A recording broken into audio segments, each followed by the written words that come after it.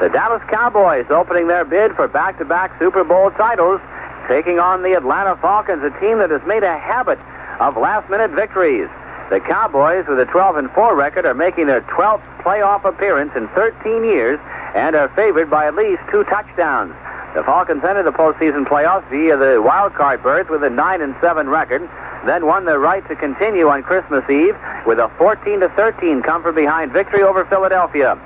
Atlanta's Steve Bartkowski has been sacked 56 times this season. That's more than any other quarterback in the league, and he could be in for a long afternoon. Now let's go to Dallas. Tim Mazzetti will kick it off. The Atlanta Falcons will kick from our left to our right. It is Larry Brinson going back deep, along with Butch Johnson in twin safety. The winner of this game goes on to the NFC title game on the 7th of January. Tim Mazzetti. He started with the Eagles, ended with the Falcons. Was tending bar before the Atlanta Falcons picked him up, has come on to play a Cinderella role in the Atlanta football story. He's a right-footed soccer-style kicker, and the ball will go to either Johnson or Brinson to get this game started. Dallas heavily favored, and here we go. We hope you enjoy it here on CBS Radio. The kick goes to Butch Johnson. Takes it on the 5, up the middle to the 10, 15, going right to the 20, 25-yard line, 26-yard line, and down he goes. And the tackle for Atlanta was made by the defensive back, Bob Glazebrook, on the first hit of the afternoon. You know, one thing that's going to be interesting to see, Jack, is what kind of an effect the Dallas multiple formation system will have on the blitzing defense of the Atlanta Falcons. They like the blitz a great deal. The one thing that kind of neutralizes all the blitzing is a great variety of offensive formations. And, of course, the Dallas Cowboys have that with Roger Staubach at quarterback. Scott Laidlaw and Tony Dorsett are the setbacks. Robert Newhouse will play today. He's not in there at the moment. Dorsett goes in motion. There's a flip out to Laidlaw. He gets the block, comes out to the 31 or 2-yard line for a worthwhile gain for the Dallas Cowboys. On the toss, they got outside and showed on the very first play that they can turn the end of the Atlanta Falcons. One thing that you have to do against Atlanta, especially if you have good outside speed like Dallas has, you have to get outside, and you have to do so quickly from a formation whereby you toss the ball to the halfback or fullback on a quick count and get the ball out to him quickly so he can outmaneuver the fast-pursuing linebackers of the Atlanta team, and that's exactly what they did on the first play of the game. Laidlaw got 5 out to the Dallas 32-yard line. Dorsett is in the backfield with Laidlaw. And here's Staubach to Dorsett over the right side, comes across to the 35, 36-yard line.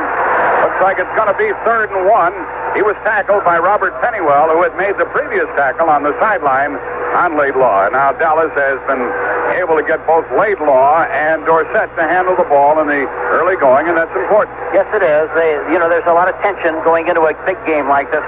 And the sooner you get your hands on the football, as soon as you get hit, the better off everybody is. They get a hat on everybody on the first couple of plays. Popped you one right now? I'd feel a lot better if I gave you one instead.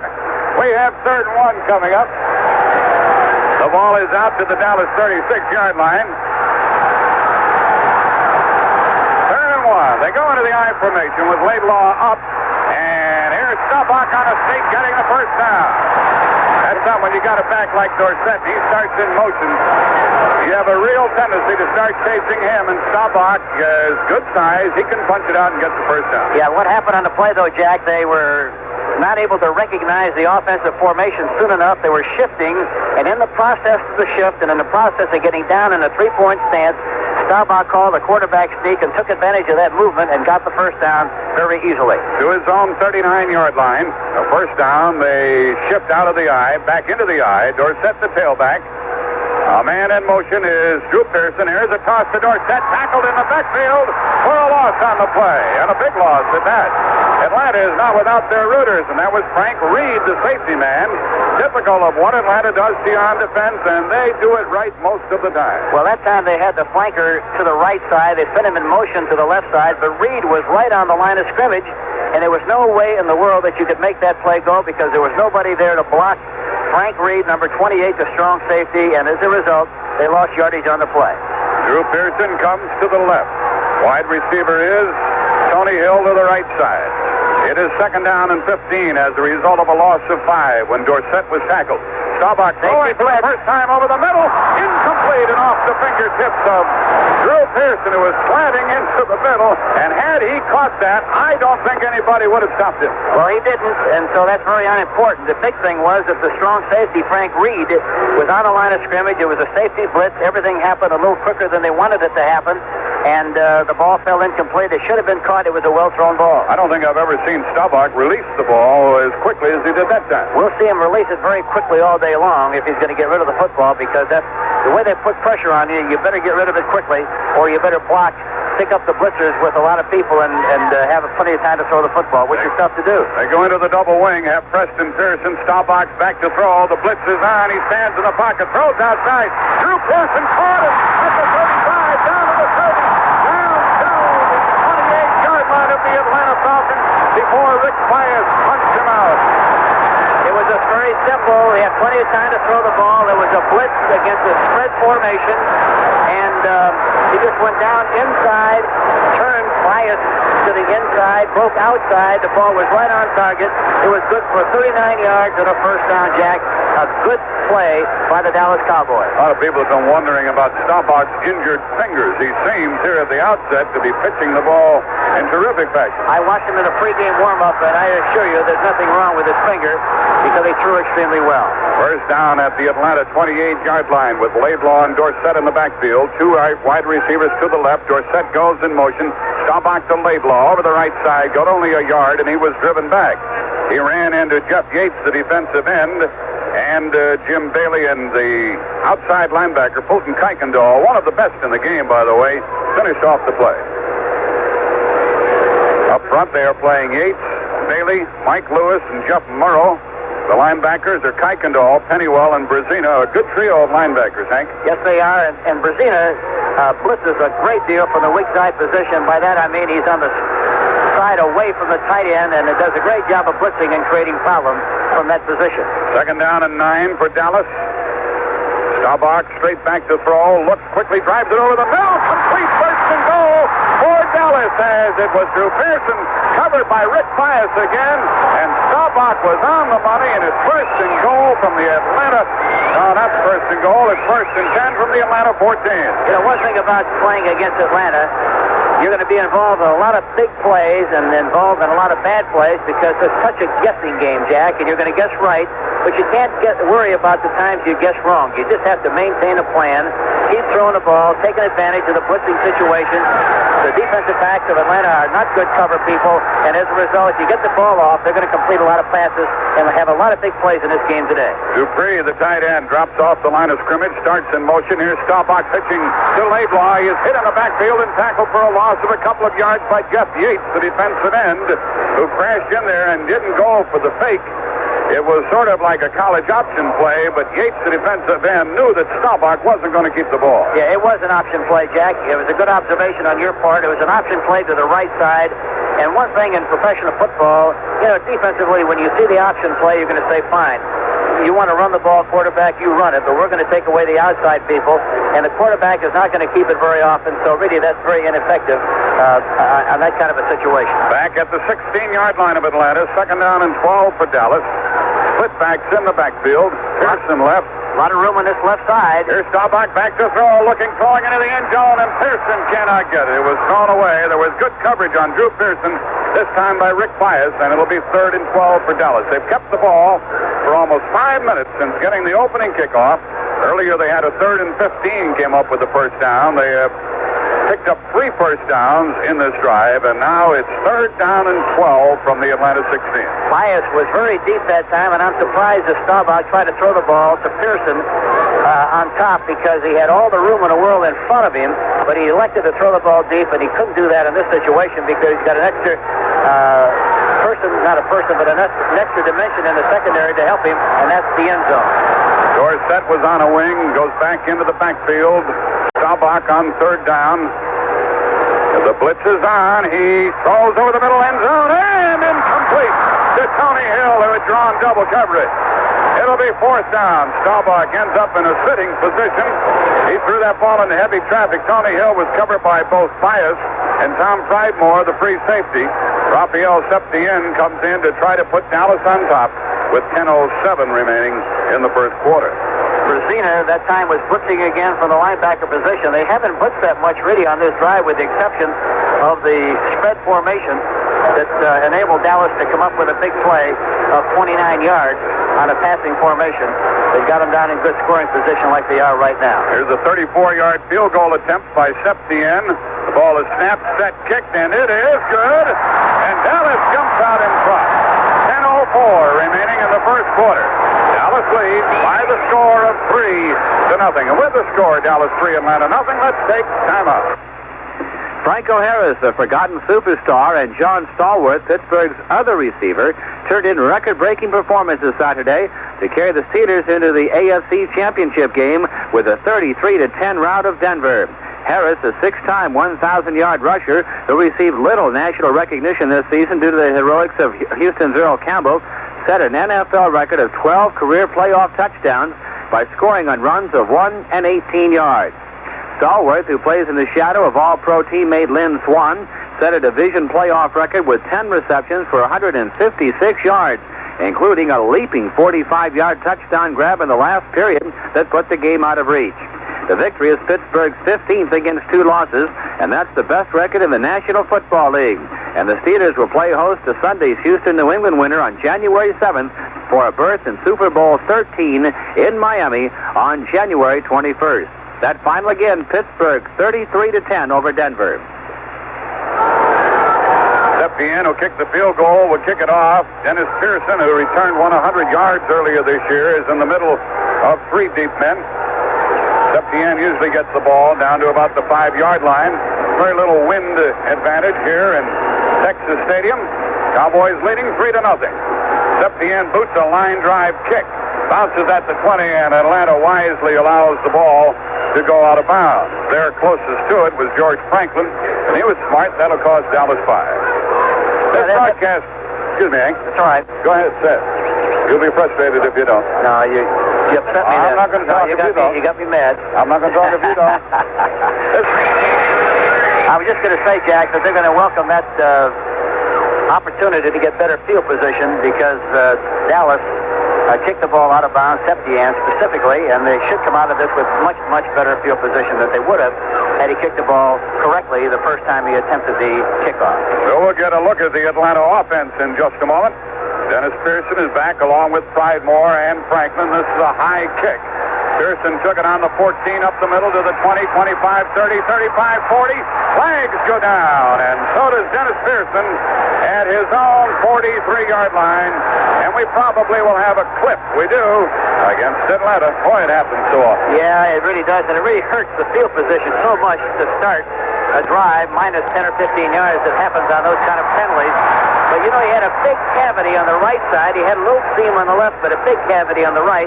And right or wrong, you have to make a decision to bring the ball back. That time he chose to go left, and really he'd have been much better off to go up the right side because he had a big hole to run through. Hank, why is there so much clipping on those kick returns week after week throughout the long season? Well, it's very simple, Jack, because you have to block a moving target. And once you throw your body, especially if you throw it too soon, sometimes why you think you're going to get the head in front and you wind up getting it behind, and that's why there's so many penalties. The ball is at the Atlanta 22. They have Steve Bartkowski at quarterback. They have Haskell Standback and Bubba Bean in the backfield. Standback now sets up as a wing. It's a double wing formation. Bubba Bean the lone setback, and from the 22, Bean carries up the middle to the 25, to the 30. He got a burst down out to the 33-yard line of Atlanta.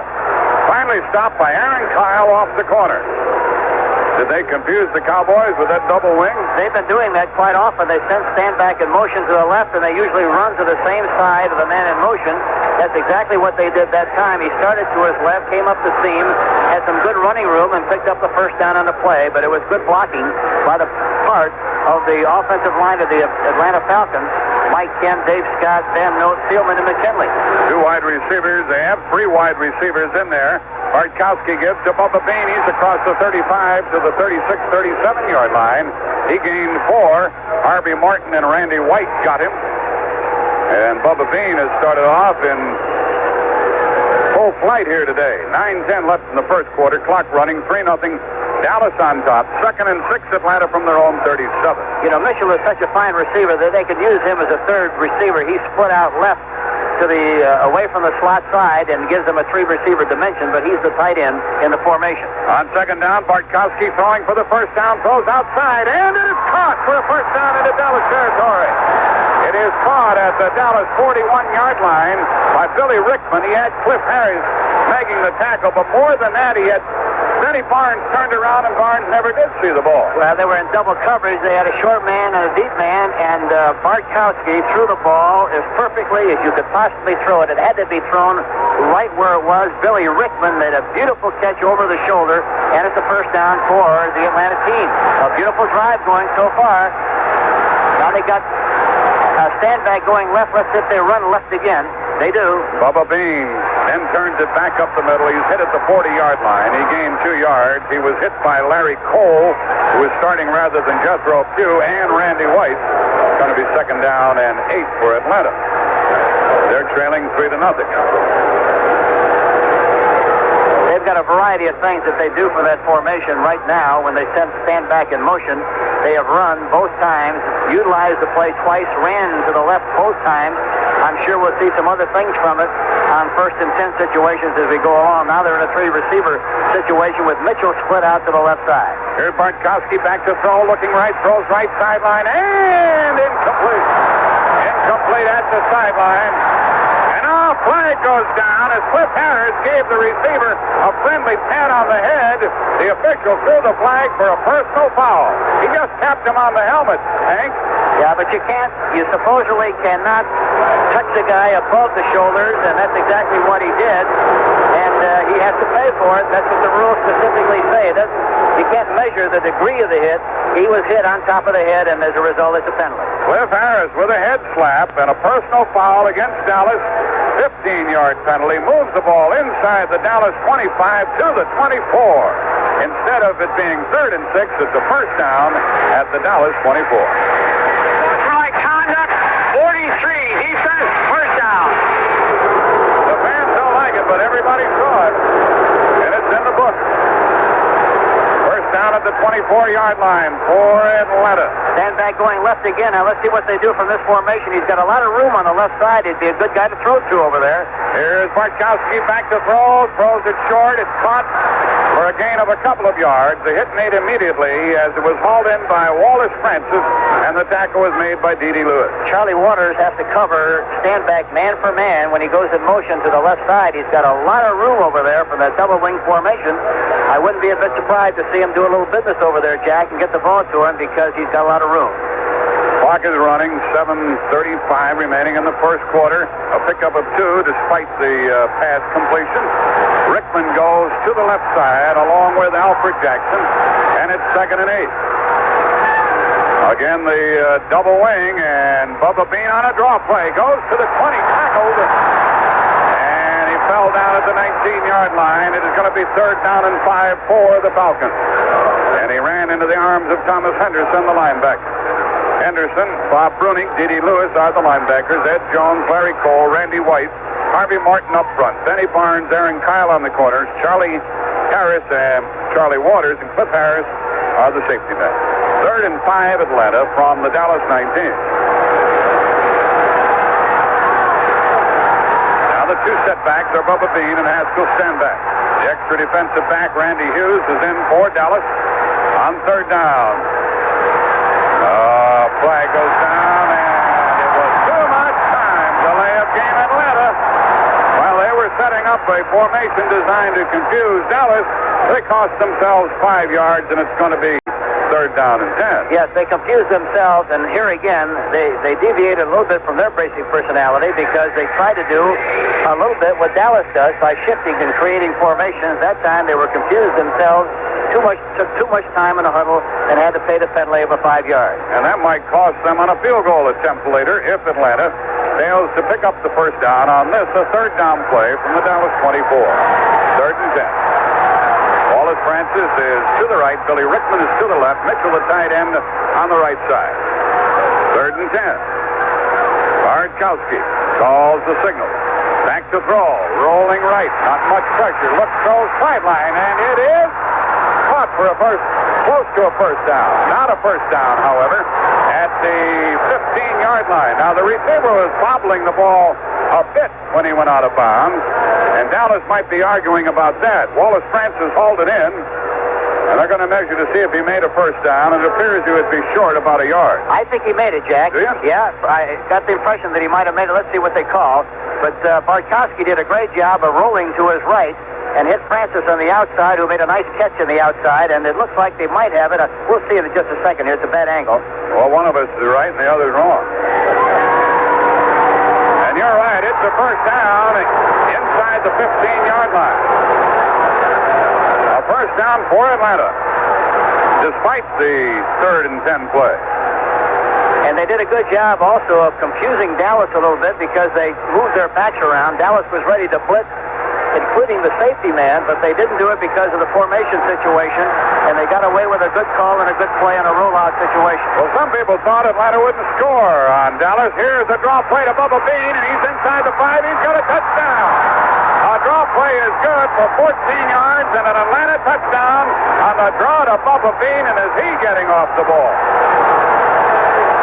You know, after watching them play on grass for so many times in Atlanta, they look like they're running in quicksand there, but they look like they're really lightning and flying on their synthetic turf here in the Dallas Stadium in Irving, Texas. Well, the Atlanta club, kept the ball for about 3.5 minutes, and they go on top 6-3. The ball will be held by the punter, John James, and Tim Mazzetti will try to add to the Atlanta total. A high snap, John James got it down, and it is up and through. A good job by the holder that time. Well, there's a timeout on the field. With the score, Atlanta 7 and Dallas 3. Very impressive drive by both teams. Dallas taking the opening kickoff, going 74 yards in 12 plays, consuming 4 minutes and 56 seconds. However, they only came away with 3 points after Septien kicked a field goal that made it 3-0. Atlanta came right back, took the ball on the 22-yard line, their own 22, had a beautiful drive of 78 yards, 9 plays. It took 3 minutes and 26 seconds. Executed a beautiful draw play with Bubba Bean taking it in from 14 yards out that made it 7 for Atlanta. The score now, Atlanta 7 and the Dallas Cowboys 3. But again, both teams very impressive offensively with big plays, good drives, and score on the opening opportunities. Both teams, Dallas with 3 points and the Atlanta team with 7.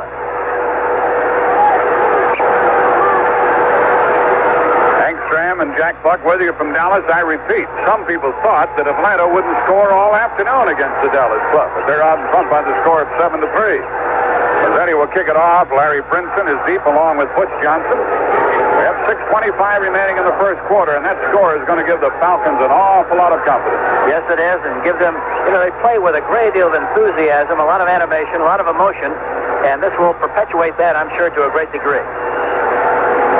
Johnson is deep along with Brinson. Here's a high kick. It heads for Johnson, and he takes it on the 9 to the 10 to the 15 to the 20 going right. He's out to the 25-yard line, and the Cowboys will start from their own, inside the 25, as Ron McCartney was downfield, a linebacker, to make the hit for Atlanta. They ruled that Butch Johnson's knee went down at the Dallas 24-yard line. We haven't had a turnover. Each team scored each time they had the ball, and so Dallas gets it for the second time.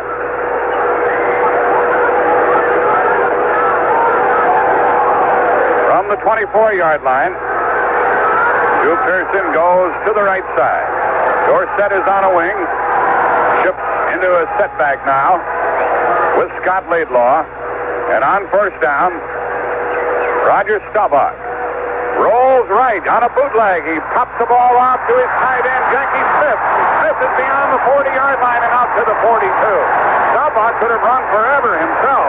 He gave the ball to the 16-year veteran, Jackie Smith, who gets the Dallas first down. Yeah, so they have such a heavy artillery of explosive weapons the Dallas team has. That was a good illustration of it. They ran a bootleg play, and as you mentioned, Staubach could have run, and could have still been running, and ran right up the ramp that time because there's nobody around. He elected to throw the ball to Jackie Smith, and he picked up a nice first down on the play. Now Pearson comes to the left as they use the two tight ends, Billy Joe Dupree and Jackie Smith from the Dallas 42-yard line. And on first down, Staubach again throwing to the sideline, overthrown, incomplete. Coming up with Rick Bias, who will have a busy afternoon covering the outstanding receiver, Drew Pearson. You know, that was a great illustration, Jack. We just saw Roger throw the ball way quicker than he should have, but it's a great illustration of how the Atlanta team will intimidate a quarterback because he expects so much pressure that he tries to get rid of the ball quicker than he should get rid of it, and as a result, that time, he threw the ball way over his head, and it could have been a well-thrown ball had he taken just a little bit more time to plant his feet and throw the ball properly. And now in the tailback spot, well, split backs with Laidlaw and Tony Dorsett, 2nd and 10. Staubach back to throw. Here's the pass outside, overthrown, incomplete to the tight end, Billy Joe Dupree. They were shooting the outside linebacker, Greg Brazina. They cover up pretty well, Hank. Yes, they do. You see, Roger anticipated more blitzing than that on that play. And here again, it was just a one-man blitz with Brazina coming on the split inside. And again, he hurt himself and got the ball on top again, threw it much sooner than he should have. And anytime I think you see a ball go over the top of somebody, Jack, you know that it was released too soon. Preston Pearson checks into the backfield for Atlanta, or for Dallas, excuse me. And he goes off on a wing. And in the shotgun, Staubach back to throw on 3rd and 10. Looks, throws it outside, incomplete. Way over the head of Preston Pearson, who had drawn double coverage. Staubach was blasted as he threw the ball. Kuykendall and the strong safety Frank Reed were both on Preston Pearson, and it's kicking time for the first time this afternoon, and Danny White will do the honors. Billy Rickman, who's a pretty good threat, goes back inside his 20 to get it. That time from the spread formation, they only blitzed one linebacker, and that was Brazina. The other time they were in a spread formation on 3rd down, they blitzed all 3 linebackers. I think Staubach was anticipating that again, got a different look, and here again threw the ball poorly on the play. Low snap. Danny White gets it. Now he's going to run with the ball. He's to the 40, 45, midfield, touchdown. Dallas, Danny White. Out of punctuation after a bad snap. No rush. So he took off and got Dallas the first down into Atlanta territory. I think he has the option back there, Jack. Anytime that he feels he has an opportunity to run, he can do so, but he better make sure he's right when he makes that decision. He just did make it by 1 yard. Yes. But Atlanta had a return on that time, and they were very lax. The contained man on the left side did not pay any attention whatsoever to the kicker. He was trying to get into the wall. There was nobody there, and provided him with the opportunity, Danny White, to make the first down. To the Atlanta 46-yard line. Out of the I formation now. They give us the Laidlaw. Bops it up the middle of the 40, to the 35, to the 30, down to the 25-yard line of Atlanta goes Scott Laidlaw.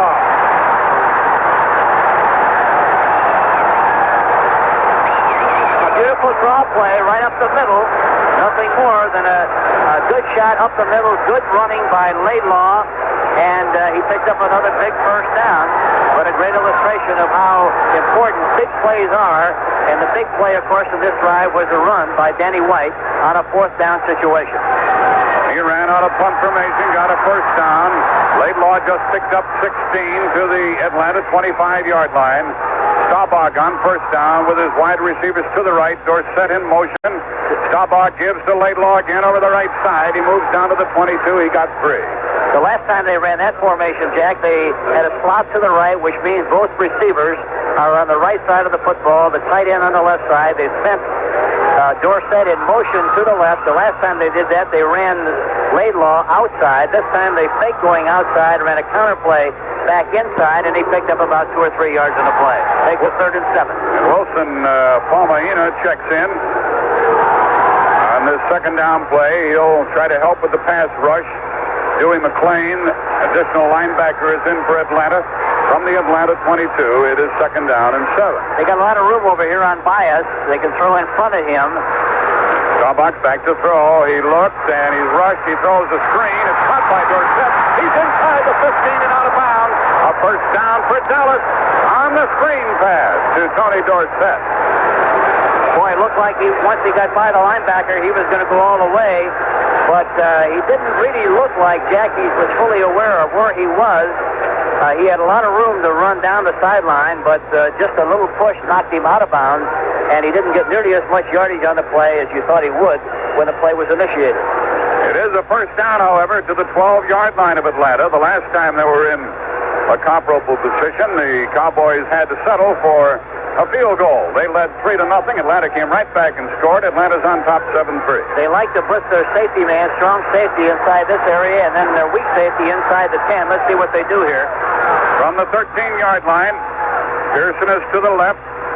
Hill is to the right. Staubach back to throw. Has time. End zone. Incomplete. Tony Hill bobbled the ball as he went out of bounds, and you have to have complete possession of the ball. Tony Hill then ran into the grandstand, but he's all right. It'll be 2nd and 10 from the 13. Their tendency held up that time. Frank Reed, the strong safety, did blitz inside of this area. Inside the 20, they like to blitz their strong safety. Inside the 10, they like to blitz their weak safety. Reed came. It had no effect on the play. It was a one-on-one, but he'll just drop the football. But they're going to try to do business unbiased, which is very obvious, and justifiably so because he plays very soft on that corner. John Fitzgerald, the center, out over the ball. Scott and Rafferty are the guards. Donovan and Wright, Rayfield Wright, are the tackles. And on 2nd down, they show the blitz. The give is to the running back. A touchdown for Dallas. Running with the ball was John Laidlaw. He ran right by the blitz and got the score from 13 yards out. They caught him in a trap. A draw play right up the middle. A beautiful run by Laidlaw. He goes in for the touchdown. But it's going to be a big play game. There's no question about that, Jack. And any time that you play against a team that blitzes this much, you're going to have a lot of big plays. And this has been demonstrated so far in the early stages of this game with Dallas just scoring. Waters will hold it. Septien tries to kick it through. Snap, the set, the kick. Good. Dallas is now on top, and we still haven't had a punt in this football game with 3:18 remaining in the first quarter. With a score, Dallas 10 and Atlanta 7. Let's take time out. Ohio State Athletic Director Hugh Hindman has disclosed that he had personally fired veteran football coach Woody Hayes for striking a Clemson player, and he says the search for Hayes' successor will start next week. Hindman said he and Ohio State University President Harold Einerson met far into the night following the incident in that Gator Bowl game, and he arrived at the decision. And he told Hayes in the morning at the hotel about the decision. The athletic director said only he and Hayes were present at the time, and he refused to discuss Hayes' reaction or elaborate on the reason for firing Hayes. Hayes flew back to Columbus with the team. The first of the week, according to Hyman, he'll be with the president and others in the terms for setting a procedure for naming a successor. Hayes struck Clemson middle guard Charlie Bauman after Bauman, who had intercepted a pass in the closing minutes of Clemson's Gator Bowl victory over Ohio State, taunted the coach by apparently waving the intercepted ball in Hayes' face. Well, something's got to give. Each team has scored each time they've had the ball. Atlanta will get it for the second time. George Franklin and Tom Pridemore flanked Dennis Pearson, who is waiting for the Septien kick. 3:18 remaining in the first quarter, and Dallas leading 10-7 in a seesaw game. Dallas led 3-0. Atlanta on top 7-3. Dallas has regained the lead 10-7. Here's a high kick, and it goes to the sideline, and it goes to Pridemore, and he is across the 20-yard line and moves across the 25, 27-yard line, and the Falcons will go from there. On that last trap play, Herb Scott, the left guard, really made a good trap block that provided Laidlaw to go in for the touchdown of 13 yards, but he caught him in a blitz, made the trap, and when we talk about a trap, it means they permit the defensive lineman to come across the line of scrimmage like nobody's going to block him and then hit him from the side, and that's a trap block, beautifully executed by Herbert Scott. Mitchell, the tight end on the right side. The give is to the tailback, stand back, and no gain over the left side. He ran into Harvey Martin and Randy White. And D.D. Lewis was really involved in the play that time. The right linebacker was blitzed right into the play, and he is really the one who made the tackle. Dan Devine, the coach of the Notre Dame Fighting Irish, is up in the booth, relaxed, enjoying the game. He'll be our guest here at halftime on CBS Radio. No gain on that last play. Second down and 10 for Atlanta. And they have Alfred Jackson to the right with with Billy Rickman split left on second down. Bartkowski back to throw over the middle and incomplete. Incomplete as he intended it for Alfred Jackson, who ran quite a pattern, but the ball just didn't get to him. He had gotten between the cornerback, Benny Barnes, and the free safety, Cliff Harris. Yes, there was a big seam there, and he was in there perfectly, but the ball was thrown a little bit too high and incomplete. Hank Stram, we've been talking about blitzing. This is when Dallas loves to come after you. Yes, they do. They like to come after you, and they're big and they're strong, and they make a real strong commitment to the blitz and put a lot of pressure on you when they do come. 3rd and 10 from the Atlanta 27. They have George Franklin in the backfield and running with the ball out across the 35-40. A first down goes Franklin to the 40-yard line of Atlanta. They caught him in a total blitz, and one of the best things that you can do, Jack, is run outside because the linebackers are going straight ahead. The ball carrier is going sideways, which eliminates the pursuit of the linebackers, who make 60 to 65% of the tackle. And if you can clear that area out, you're going to make a big play. That's exactly what happened on the last run by the Atlanta team. 2 minutes remaining in the first quarter. Atlanta's ball, first down at their own 40. They've made some big third down plays already in this game. They have Bubba Bean in the backfield as Bartkowski back to throw, and he slips and tackles for a loss back at the 36-yard line. Henderson got him. And Cliff Harris was blitzing from his free safety position on a 1st and 10 situation. So here again, Bartkowski was not ready for that. They fooled him completely on the play, and they lose yardage, which makes it now 2nd and very long. 2nd down and 17 back at the Atlanta 32. And they'll come again, too, Hank. They're not bashful, the Cowboys aren't. No, they say, here we come, you block us if you can, and it's tough to do. The extra defensive back, Randy Hughes, checks in for Dallas. Mark Washington in there. 2nd down and 17, Atlanta. Bartkowski with Jim Mitchell, the tight end, on the right side. Hands off to a running back, and that stand back, he gets to the 35, maybe 36. That's all. It's going to be 3rd down and 13. It was Bob Bruning, the middle linebacker, first there. There's a great illustration of the guessing game that goes on. Bartkowski thought they were going to blitz again. A trap would have been perfect. Very much the same kind of a play that Dallas used just a minute ago against them, but they did not blitz. They faked the blitz, ran the trap anyhow, and didn't succeed in making much yardage on the play. Larry Cole and Bruning were both there, and so it's with 50 seconds left in the quarter. 3rd down and 13, Atlanta, their own 36. Bartkowski on a long count. 4-man rush by Dallas. He is hit back at the 25-yard line. Randy Wade and Ed Jones came blowing through there, and they got him.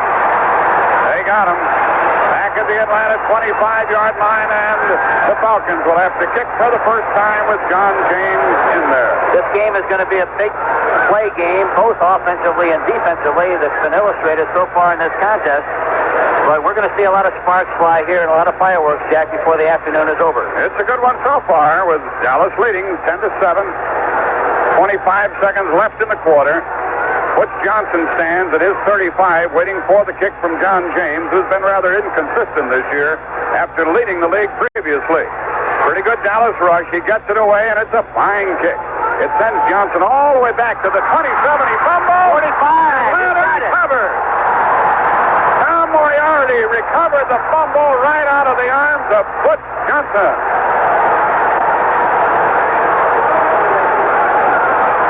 Was that a beautiful bounce? He caught it. It was amazing. It came right up to him. He got it on the first hop just like a shortstop in a baseball game. And it's Atlanta ball 1st and 10 on the Dallas 25-yard line. It was such a good kick that it had driven Johnson downfield, and Moriarty had tremendous coverage on it. I was surprised he was as close to the ball as he was. There was a blocker in front who didn't take a shot at him, and that was the difference in why they were able to recover that fumble. So the Falcons get the ball right back. First down pass to the left sideline. He's hit and dropped for a loss of 5 yards on the play. Bartkowski is by Larry Cole, who's playing in place of Jethro Pugh. Billy Rickman that time tried to beat Aaron Kyle on a deep pattern, a slant, I should say a flat and up, meaning that he goes out on the flat like he's going to catch the ball in that area and then breaks up the field. But that's the end of the first quarter. Cowboys leading the game 10-7. So the Dallas Cowboys coming through here with a 34-yard field goal by Septian to take a quick 3-0 lead. And then an 11-yard run by Bean for Atlanta. And that gives Atlanta a 7-3 lead, but then another field goal. And that's the way things stand up here with Dallas coming through with that other touchdown. In the end of the first quarter, Dallas leading the Atlanta Falcons. Directed. Dallas Cowboys have won 6 in a row, and they're leading here 10-7, but there's no doubt they have their hands full. The official Super Bowl game program will again be a collector's item. You can be one of the collectors. The program will feature scouting reports on the 2 competing teams, photos, and art portfolio of Super Bowl record holders, a special feature on the Lombardi Trophy, and the 12-pass Super Bowl ring. You can get a souvenir copy of the book by sending $3 to Super Bowl 13, Winona, Minnesota, 55987. Super Bowl 13, Winona, Minnesota, 55987. The $3 covers purchase of the book. Postage and handling allows 6 weeks for delivery. The preceding announcement has been brought to you by the National Football League. And don't forget, you can listen to Super Bowl 13 from Miami, Florida on Sunday, January 21st. Hank, Stram, and I will be there. And you'll hear the game on most of these CBS radio stations. So far, everything's very even, Jack. Dallas has 8 first downs. Atlanta has 6. Yards rushing, 52 for Dallas. 45 for Atlanta. We'll get back to that in just a moment. Second down and 15 from the Dallas 30 for the Falcons. Split back. Wallace and Rickman, the receivers, and Franklin going wide, cuts it back. He got about 3 yards on the play. It'll make it third down and 11 for the Falcons. This time, Dave Stalls, who was in there on the defensive front for Dallas, made the tackle. Third down and 11. The Falcons trying to get some mileage out of a raw running back, George Franklin, who has some talent. Yes, he has, and he's got some speed, and they were trying to take advantage again. They thought the blitz was on.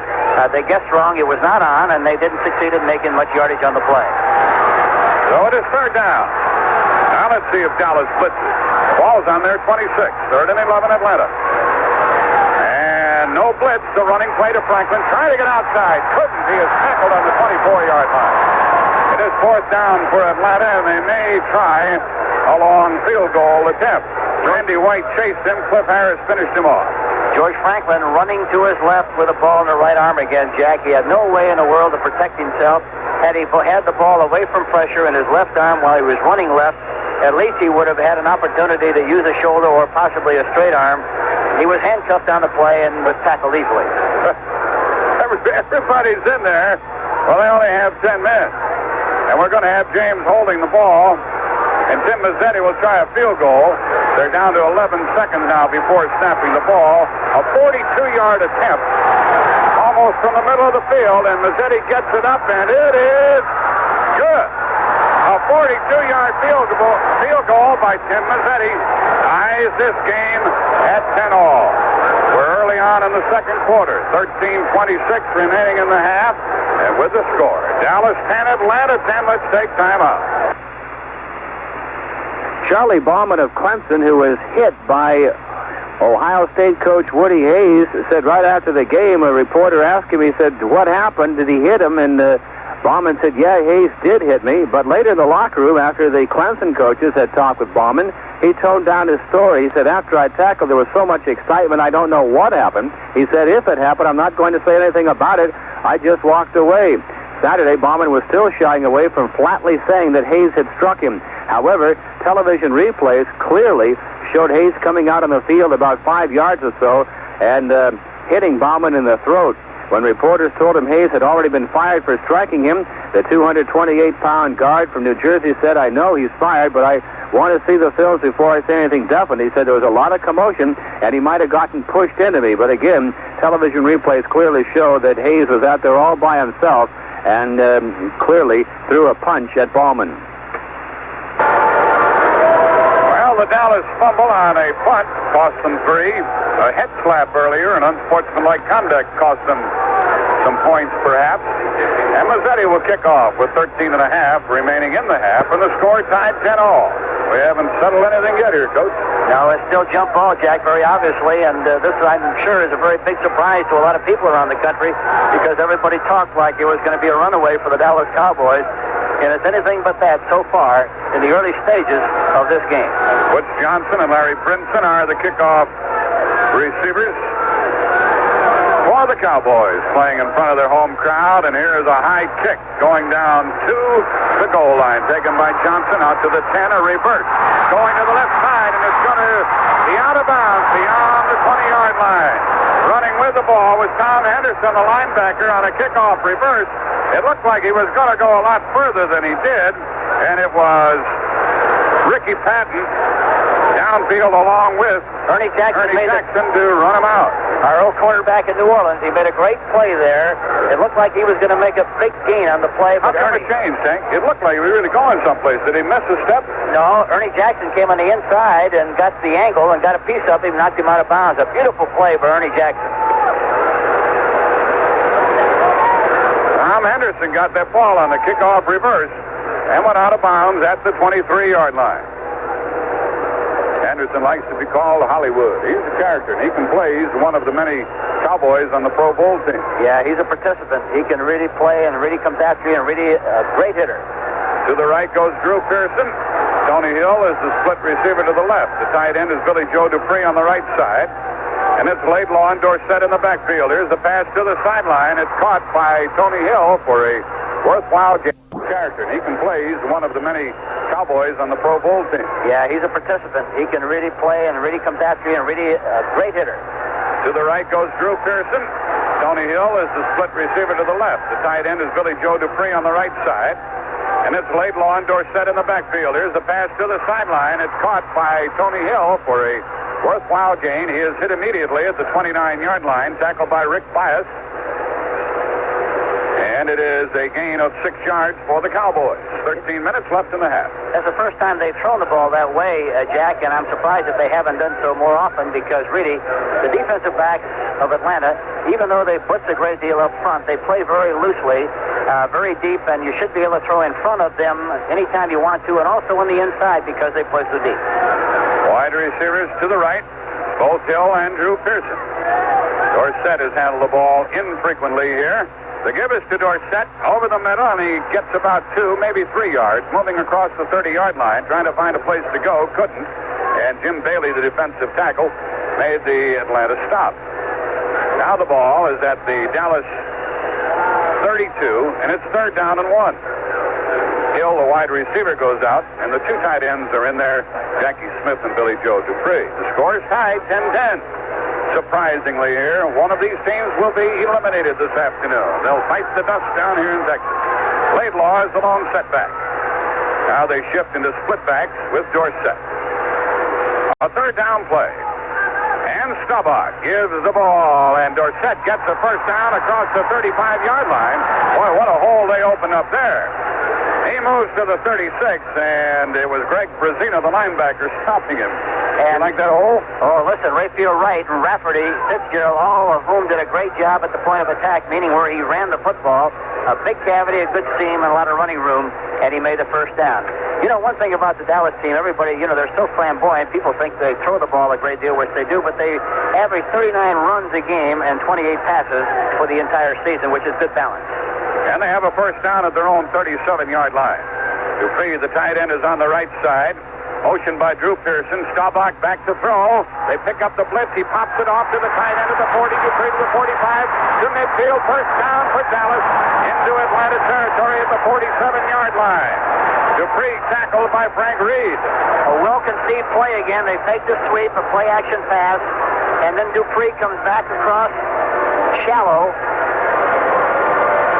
And was wide open on the play. The linebacker on the backside blitzes a great deal, so he's not there to cover on the pass. And if you get the ball off in time, why, he's going to be wide open, which he was that time, and a big first down for the Dallas Cowboys. 1st and 10. The Cowboy blockers did a good job of picking up that blitz. They did, and they did a good job of acting on the play to make it look like a sweep, which you have to do. First down now for the Cowboys. Pearson and Hill, the wide receivers. First down pass by Staubach coming up. Back to throw. Throws it down the middle. Off the hands of Tony Hill as the ball took off on Staubach. He didn't throw it very well. He had Tony Hill wide open inside the Atlanta 30. Yes, he threw it a little bit too soon again, Jack. And again, it goes right back to the anticipation of the blitz He wants to make sure that he gets the ball off in time. He hurries himself a little bit, and as I mentioned a minute ago, anytime that you see the ball sail over the top of people's heads, you know definitely that he's releasing the ball too soon. You mean throwing off the back foot before it gets planted on top of the ball? Yes, and throwing the ball from way back about the area of your head instead of out in front where you should throw it. Second down and 10 for Dallas. Hill goes left again with Drew Pearson to the right side. Laidlaw and Tony Dorsett are the setbacks. And on second down, Dorsett goes to the right. Cuts it back up to the 40. He's down to the 35 for a first down.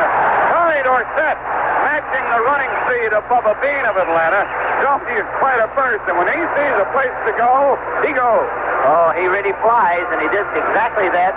The only one blitzer on the play, Brzezina was blitzing from the backside, which means that you don't have the pursuit angle from the backside linebacker. And he cut back to that area, was wide open, and looked like he might go all the way, but was finally tackled. But here again, they have a first down, good field position, and I'll bet you they come back with a play-action pass here on 1st and 10. Let's see what they do. From the Atlanta 35-yard line, Pearson is left, Hill is right. Dupree, the tight end, is on the left side. On first down, here is the running play to Laidlaw. No gain. He was tackled right at the 35-yard line and driven back. I'm impressed with the scarcity of penalties here in a very important game. Both teams are executing very well. We have had a head slap. That was something that was inadvertent. We've had a clipping call, but not much more. That was a trap play, Jack, and Pennywell, number 59, did a good job of stopping that play at the line of scrimmage. Pennywell, the middle linebacker. Kuykendall, Brzezina, the other linebackers, are now doing the clean checks in for the Falcons. 8:50 left in the half. We're tied 10-10. And it's 2nd and 10 Dallas from the Atlanta 35. They're in the I formation. Here's Staubach. Faking to the sideline, now looking. Throws, and it is caught at the 30-yard line of Atlanta by Dupree for a gain of 5. It'll be 3rd and 5. He was covered by Rick Fias, who almost walked right into the path of that ball, and Staubach must have had 8 or 9 seconds before he threw it. He had a lot of time, and that's unusual against this Atlanta team because they provide such a good rush. But I think it illustrates why they do blitz as much as they did or do, because on that play they only rushed 4 people and there was no rush whatsoever. That's why they have to blitz to get to the quarterback. Staubach just kept looking. He looked to the right side, looked down the middle, looked to the left side, found Dupree. And now it's 3rd and 5. Preston Pearson is into the game. The ball is at the Atlanta 30-yard line. Staubach from the shotgun, dropped further back, looks, throws, and it is caught by Preston Pearson. Incomplete on a diving attempt at the Atlanta 20-yard line. And Staubach really threw that into heavy traffic. And Brzezina was blitzing on the spread formation again. You know, the first time they saw the spread, they blitzed 3 linebackers. The last few times they've seen it, they only blitzed 1 linebacker and were involved in coverage. And they had pretty good coverage that time because they had people around the football. Well, here's one by Septien of a long distance. The line of scrimmage is the 30, so it's going to be 47 yards. He can kick them this far. His longest so far this year has been 48. And that's what this will be. The one thing about Septien is that he doesn't get the ball up very quickly. He has to really concentrate on getting it up fast. Charlie Waters got it down for him, and he got it through. 48 yards for Septien, putting Dallas back on top. 48-yard field goal. 7:38 remaining in the half. There's the timeout on the field with the score now. Dallas 13 and Atlanta 10. This game, going into the game, Jack, we talked about the fact that it would be a big play kind of a game, and it's been exactly that, with a lot of big plays, both offensively and defensively. The Atlanta team has a reputation of doing a lot of blitzing during the course of the contest. They really haven't blitzed that much, with the exception of the one linebacker, Greg Brzezina, who comes almost all the time.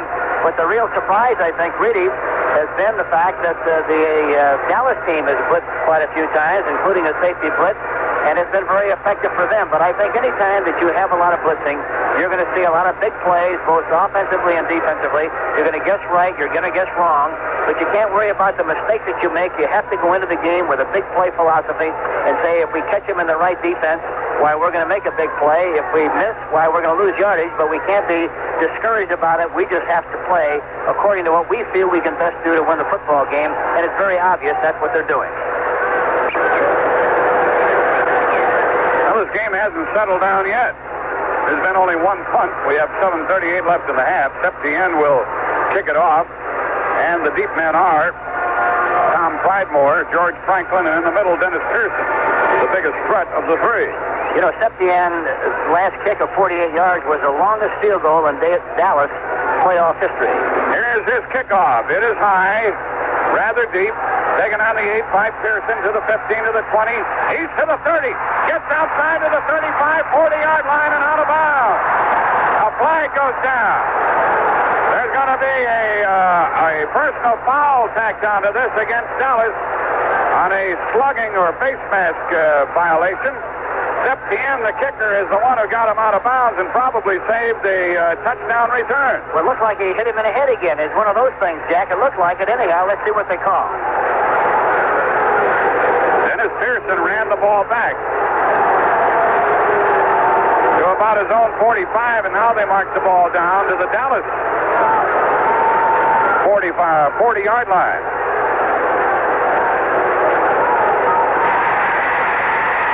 Personal foul on the third roughness, number 1, defense, first down. So a personal foul against Dallas, the second of the day. And instead of being back at their own 45, they're down to the Dallas 40, the Falcons are. Rickman goes to the right, along with Alfred Jackson, the wide receiver. And Jim Mitchell, the tight end, splits out. And on first down, Bartkowski at quarterback with Stanback and Bubba Bean in the backfield, a draw play. And here's Bubba Bean getting 4 or 5 yards on the play. Tackled by the linebacker, Tom Henderson. You know, that was a good play that time. They split Mitchell again to tight end. He went out and Waters went out with him. But in conjunction with that, the linebacker, D.D. Lewis, also reduced his split. And there was a lot of room in that area. They ran a good play, a draw, and they picked up about 5 yards in a play, makes it 2nd and 5. The ball to the Dallas 35-yard line. Rickman goes right with Jackson. Mitchell splits left again. Here's the running play, and it is Bubba Bean moving down to the 31. And he looks like he did, talking about Bubba Bean, when he was running right after coming out of Texas A&M. And when we saw him last week, he had a neck injury, which slowed him down considerably. He's just picked up 9 in 2 tries. It's 3rd and 1 from the Dallas 31. Yeah, it's amazing how much faster, though, and specifically they do run faster on synthetic turf than the muddy track that we've seen them run on in recent weeks. Larry Bethea is in there defensively for Dallas on 3rd and 1. They really stack it up on the line of scrimmage. Will Bartkowski gamble? Now he gives to Bean. Bean is hit and stopped. He didn't get a first down. Driven back. It'll be 4th and 1. You know, that's the one thing that hurts Atlanta. They do not have a big, strong sledgehammer running back at all. Bob Bruning made the tackle that time from his middle linebacker position. But they don't have that sledgehammer back that can get the extra yardage on his own. It has to be cleaned out perfectly for him to get the yardage, and it wasn't that time, and he didn't make the first down. They're going to go for the first down on the 4th down try. They're going to go. It's 4th down and a foot from the Dallas, just outside the Dallas 30. George Franklin is into the backfield. Now, he's the big back that Hank's talking about. He weighs 230. And he's in the I formation. 2 tight ends are in there for Atlanta. 4th down. They're gambling at the Dallas 30-yard line. The toss is to Franklin. He gets the first down to the 27-yard line of Dallas. D.D. Lewis got him, but they didn't go up the middle. They tossed it to Franklin, and he got the first down. It was a good call because the Dallas defense were all in the gaps. It's hard to run into those areas when you have people in the gaps. The place to run was off tackle or outside. They picked the right spot, made the yardage in his 1st and 10, and they keep the drive alive. One thing, you know, Mitchell has been splitting out from his tight end position to the left side. Waters is covering him man for man. He's got an awful lot of room on Waters, so they haven't thrown him the ball yet. They should, because they'll make some yardage. Ball at the Dallas 27. Bartkowski on first down. Is back to throw. Rolling left. No pressure. He throws now. It is caught at the 20-yard line by Wallace Francis, and he is spun out of bounds at the 20. Let's pause 5 seconds for stations to identify themselves on the CBS Radio Network. This is the American Forces Radio and Television Service. Ball is marked down on the Dallas 19 with 5 minutes remaining, and the clock stops. 5 minutes remaining in the half, that is. And it is 2nd down and 2 for Atlanta. You know, Dick Wood, the offensive backfield coach and the quarterback coach specifically for Atlanta, has really done a great job with Steve Bartkowski, and he was our quarterback coach at New Orleans. 2nd down and 2. back, and Bean in the backfield. Bubba Bean on a slant to the right side. Dives for a first down near the 17 of Dallas. Larry Cole was on him, but he couldn't prevent the first down. And we have 4:51 remaining in the half. Great play calling by Atlanta thus far. Yes, they're calling the plays from the sideline. The coaching staff is doing that, but Bartkowski has the privilege of changing the play at the line of scrimmage anytime he has to do so. And he's done it quite a few times in this game, and has really done a good job of recognizing situations and coming up with the right call. They measure for a first down, and it is a first down. The left-handed referee, Cal Lepore, tells it at the Dallas 17. So Atlanta trailing 13-10 with 4:51 remaining in the half, trying to move in for the go-ahead score. Moving the ball surprisingly well against the Cowboys. They really are. And as I mentioned, they don't have the great running backs. They have good, steady, dependable backs, but especially do not have a big sledgehammer back. Here we see 3 receivers in the game. 3 wide receivers on first down. Bartkowski back to throw. Looks, throws, and it is a touchdown to Wallace Spencer. He got in between 2 men, and Bartkowski was on the money, and it's a touchdown of 17 yards for Atlanta. He got between Cliff Harris and Benny Barnes, and Bartkowski couldn't have thrown the ball any better. I tell you, he's a great young talent. He's got a good gun, good strong. The RPMs on that ball that time was really sizzling, and but he did a great job of getting the ball between 2 defensive backs. Beautiful play by Bartkowski and a great catch by Wally Francis. And now the extra point is good by Mazzetti. So the Cowboys and their fans are thoroughly shocked here. With 4:26 remaining in the half, the Falcons lead the Cowboys 17-13, and let's take time out. If Monday's lineup of college bowl games is a slow sip of champagne for football fans, then Sunday night's Bluebonnet Bowl between Stanford and Georgia Tech could be the popping of the cork. According to Georgia head coach Vince Dooley, if we can hold up our end of the scoring, it should be a wild football game. The Stanford Cardinals at 7-4 are not to be confused with a good defensive team this season, despite suffering their 4 losses by a total of 16 points. But their offense, ignited by the 63% passing of Steve Dills, caused opponents' defensive coaches to run screaming into the night. Stanford coach Bill Walsh says we'll complete passes, and Georgia knows we will. Accepting that, the 7th-ranked Bulldogs must outscore the Cardinals, and they may be able to do that with Southwest Conference Offensive Player of the Year, tailback Willie McClendon, and 2 quarterbacks, one of them who can run very fast. So that should be quite a football game in the Bluebonnet Bowl from Houston, Texas. Hank Stram and Jack Buck from Dallas. Well, the Dallas Cowboys might win this playoff game. They're trailing 17-13, but they're not blowing anybody out, as had been predicted by everybody. Most everybody. Yeah, they're going to earn the right to do that. It's not going to be given to them, Jack. That's very obvious because of the way the Atlanta team is playing. And they're really doing a super job, both offensively and defensively. I anticipate the same kind of a game tomorrow when the Vikings play at Los Angeles. We'll be on the air at 4:50 p.m. Prior to that, Houston at New England. Jim Kelly and Tim Ryan at 12:50 Eastern Time here on CBS Radio. Here's the kick from Mazzetti. Brinson and Johnson are deep. This is a line drive kick. And it is fumbled at the 10-yard line. Recovered by Atlanta. Loose ball inside the 10. Loose ball at the goal line. The ball belongs to... It's a touchback. Dallas has it. It'll come out to the 20-yard line. It's a touchback. It'll come out to the 20-yard line. The ball was fumbled. Fumbled, first of all, by Butch Johnson. It was near the 20-yard line. It was touched by Atlanta at the 15. Touched by Dallas at the 10. By Atlanta at the 5. Went into the end zone. Recovered by Dallas at the touchback. And the Cowboys were really lucky that time. They dodged a bullet there, Jack, because they were in serious trouble at Atlanta. And really, Atlanta had possession, it looked like, and they blew the opportunity to have possession in good scoring position. Finally coming away was Bruce Huther, the linebacker. He saved the day by getting the ball actually outside the goal line, but slid into the end zone, and it's a touchback. Dallas goes from their own 20, trailing by 4 points with 4:12 remaining in the half. And on first down, Staubach with the 2 tight ends starts Drew Pearson in motion. And he gives the ball to Dorsett. Cracks it up the middle. Across the 25-yard line. He fumbles the ball, and Atlanta recovers at the 30. Dorsett fumbled, and Tom Clydemore got it for the visiting Atlanta Falcons. And they could do more damage before the half. Dorsett had gained 6 yards and coughed it up.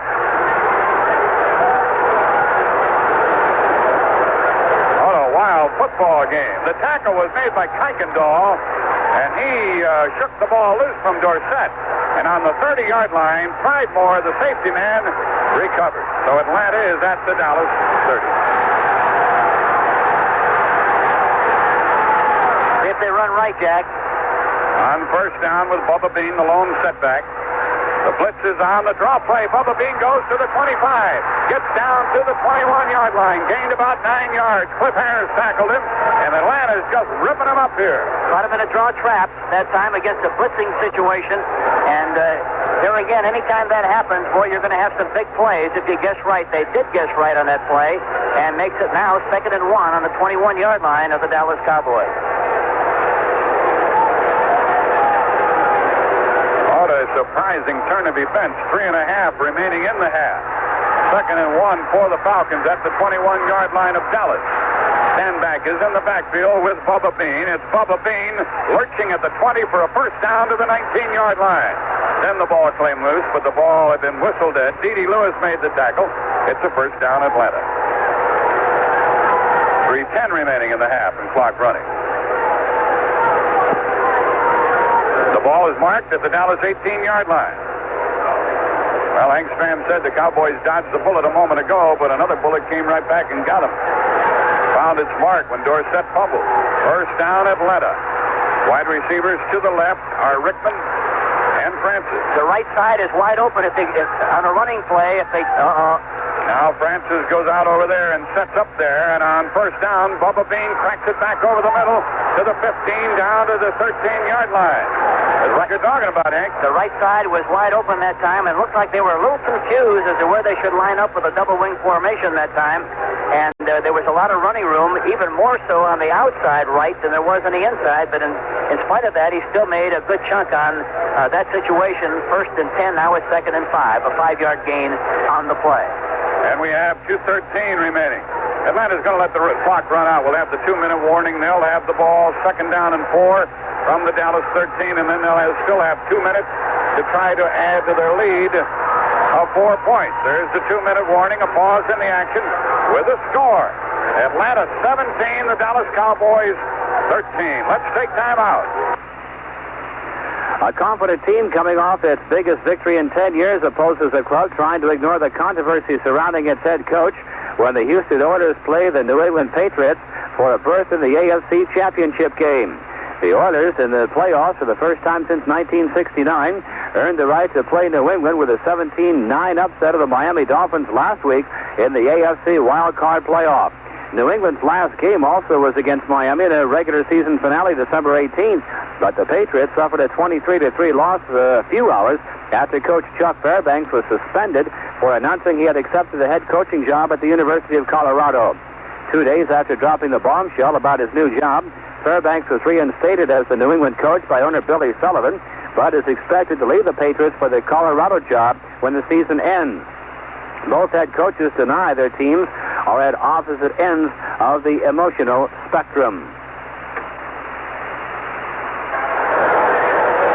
Hank Stram suggests that when Atlanta went into the stall waiting for the 2-minute warning, that Dallas should have called a timeout. No, Atlanta should have called timeout. Atlanta should have called timeout, Jack. That way they would have still had 3 timeouts at the 2-minute warning, and they could have run another play. See, and still had 3 timeouts because of the automatic timeout by the 2-minute rule, you see. Well, let's see what happens. It is 2nd down and 4 from the Dallas 13-yard line. Stanback goes off on a wing. Bubba Bean is the setback. 2 wide receivers to the left.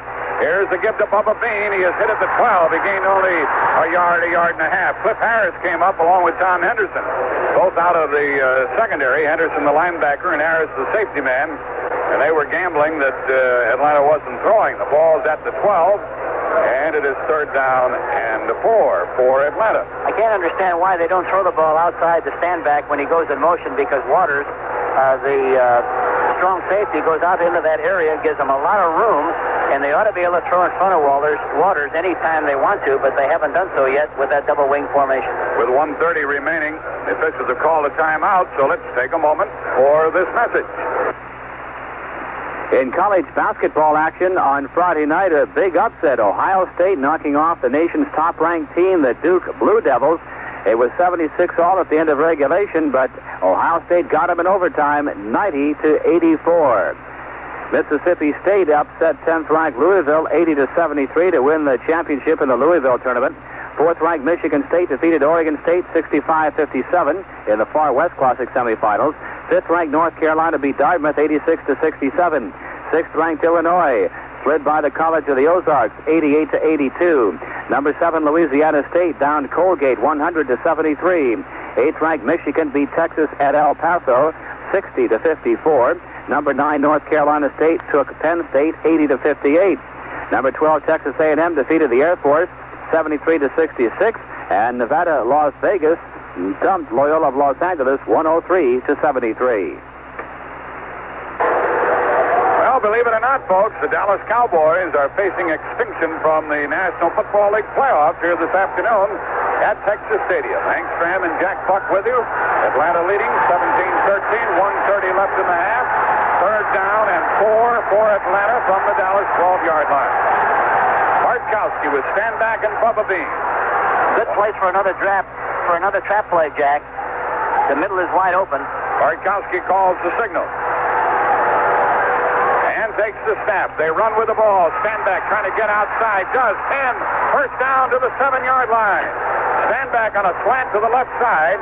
Was finally tackled by Jones and Henderson, but he got some good blocking up front. Phil McKinley was out leading the play with others and did a heck of a job. Yes, they did. Really did. And that time they didn't have anybody in the middle area, Jack, and a draw trap, anything up the middle would have been a good play. Obviously, the play they ran was also a good play because they made the necessary yardage for the first down. But let's see, possibly, if they might do that on this series. By that, I mean run something up the middle if they can get the linebacker moving. Atlanta's just called a timeout here, Hank, and that seemed a real waste to me with 1:21 remaining in the half. They have but one timeout left. Well, it is a waste, Jack, but it isn't if there was confusion on what he was supposed to call. They're sending the plays in from the sideline. Evidently, there was some confusion on what was done, and rather than do something with indecision, you want to make sure that you get it straight in this scoring opportunity, and that's why they probably called timeout to make sure that it was all straightened out. Ball's marked down 6.5 yards away from the Dallas goal line, and assuming good ball handling on the part of Atlanta, they'll get at least 3 more points if things go their way and be ahead by 7 at the half, and maybe by more than that. A reminder, fans, that CBS Radio Sports brings you the Super Bowl on most of these stations on January 21st, the colossal windup of the pro football season. Hank Stram and I will be there to bring you the festivities and the play-by-play, and Pat Summerall will provide special commentary before, at halftime, and after the game. Listen here for the Super Bowl January 21st on most of these CBS stations. First down and goal to go, 6.5 yards away for Atlanta. And the give is to George Franklin, trying to get outside. Cuts it back, has hit at the line of scrimmage. Dives to the 5. 2nd and goal from there, George Franklin. Falcons still have plenty of time. 1:10 remaining, clock running. Larry Cole tackled Franklin. And they go into the automatic play this time. They had called 2 in a row. It's 2nd and goal from the 5. Bartkowski back to throw into the end zone, and incomplete. Incomplete and bobbled around by Wallace Francis, who is a lightning bolt going into that end zone. Benny Barnes trying to stay with him. He almost caught that ball. He had it and dropped it. It was right where it had to be, right at the numbers, a little low, but it was impossible to guard against, but he had it and dropped it. Good play, however, by Benny Barnes, who got a hand, I think, in the area of where the ball was thrown and knocked it free. Al Jackson checks in as a wide receiver. Franklin goes out, so they will have Atlanta, Wallace Francis, Alfred Jackson, and Billy Rickman as their wide receivers. 3rd and goal from the 5. Good place here for the draw play. Now, they're not going to have anybody in the middle area. They changed their defensive philosophy in this area. They don't have a middle linebacker. Bartkowski on 3rd down. 3rd and goal from the 5. Back to throw. Not much pressure. Into the end zone. Incomplete. Overthrown to Wallace Francis, who went high. And Mark Washington might have tipped the ball high over the head of Francis. And with 52 seconds left in the half, Mazzetti and company come in, trying to to make it 20-13.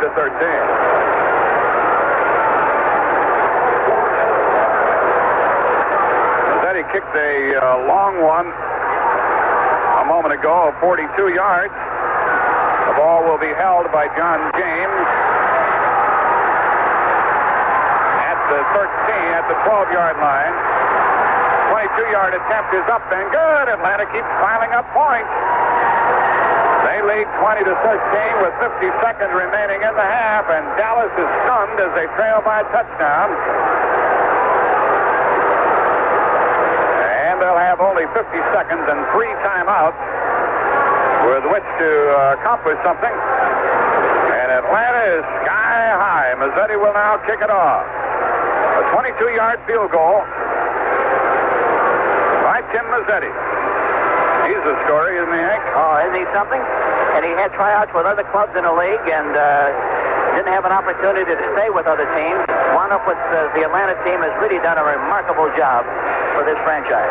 Well, Dallas has been prone to make mistakes today. They fumbled a punt, that cost them. They fumbled a kickoff, and they fumbled on the very next play from scrimmage after recovering their own fumble, and that just cost them 3 more. And in addition, they've had a couple of personal fouls which have mitigated against them. How's that word, mitigated?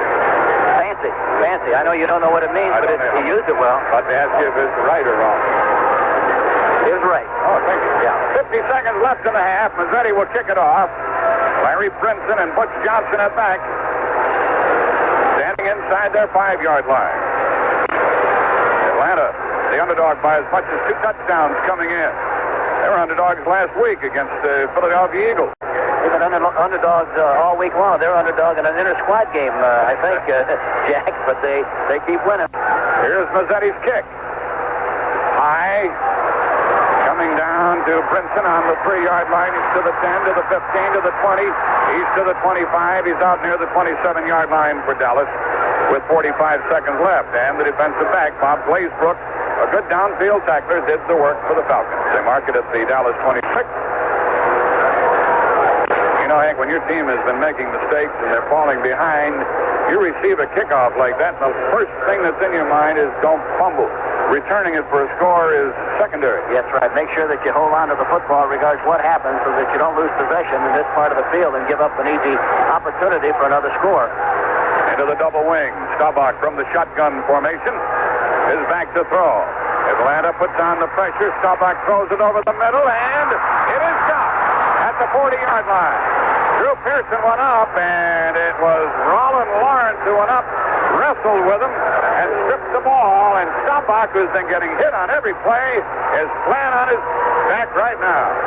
And it looks like there's a flag down there, too. No, that's just the yellow arrow. Flag, but he has been getting hit on every play, Hank. Yes, he has. And that's one thing that fans around the country don't realize. You know, once the quarterback releases the ball, they automatically follow the flight of the ball. They don't see what happens to the quarterback, and that's when he really gets the shot. Somebody gave him a shot this time. It was Pennywell, I think. Middle linebacker got to him, and Staubach is stretched out on the turf near the 10-yard line. 38 seconds remaining in the half as Danny White starts to loosen up along the sideline. Danny White is, now the penalty is marked off, and you were right, Hank, it was a flag, and the ball is moved out to the personal foul. 41-yard line. Personal foul, roughing the passer. First down. And a first down for Dallas. Fans boo, cheer, they're confused. They don't know what to make of the transpirings here. Yeah, they're not in this position very often. There's 38 seconds left in this first half, Jack, and Atlanta's winning, as you know, 20-13 over the Dallas Cowboys. Well, last year in the Super Bowl 12, it was Dallas beating Denver. Denver was eliminated earlier this afternoon. That score was 33-10 Pittsburgh, and we might very well see both Super Bowl contenders of a year ago fight the dust this afternoon and have new participants on the 21st of January. We'll be there. Won't you? I hope. And prior to that, we have 2 games tomorrow here on CBS Radio. First, it'll be Houston at New England. And then it'll be Minnesota at Los Angeles. Staubach is in a sitting position now at the 10-yard line. Still hasn't gotten to his feet as he's intended to. And the officials, of course, here will give you all the time that you need. They don't want anybody moved unnecessarily. A wild wild football game here in Texas. Well, Pennywell really got a beautiful hit on Staubach that last time. Staubach is in a kneeling position, now in a standing position, and he is really hurting as he goes to the sideline. He is hurting, Hank. I'm not about to guess what the ailment is, but he is not right. No, and a great competitor that he is, and as tough as he is, there's got to be something pretty seriously wrong with him for him to have to leave the field the way he is leaving it at this particular moment. Danny White is the quarterback. He guided the Cowboys last week in their last game 2 weeks ago to the 30-7 win over the Jets. He operates out of the shotgun. He looks, he throws to the sideline, and it is caught at the Atlanta 45, down the 40-yard line, out of bounds at the 45-yard line. Stepping out with the ball was Drew Pearson, covered by Frank Reed, as White was on target with his first throw. Now we have 32 seconds left in the half. First down for Dallas. Clock stopped, and they are at the 45-yard line of Atlanta. You don't get the impression that they're picking on Bias at all. Their plan was to pick on Bias, the right cornerback, Jack. Do you get that feeling at all? Just a little, on almost every play. The other cornerback is Roland Lawrence, who took the ball away from Pearson a moment ago. Out of the shotgun again. Double wing. Preston Pearson in the game for Dallas. Atlanta.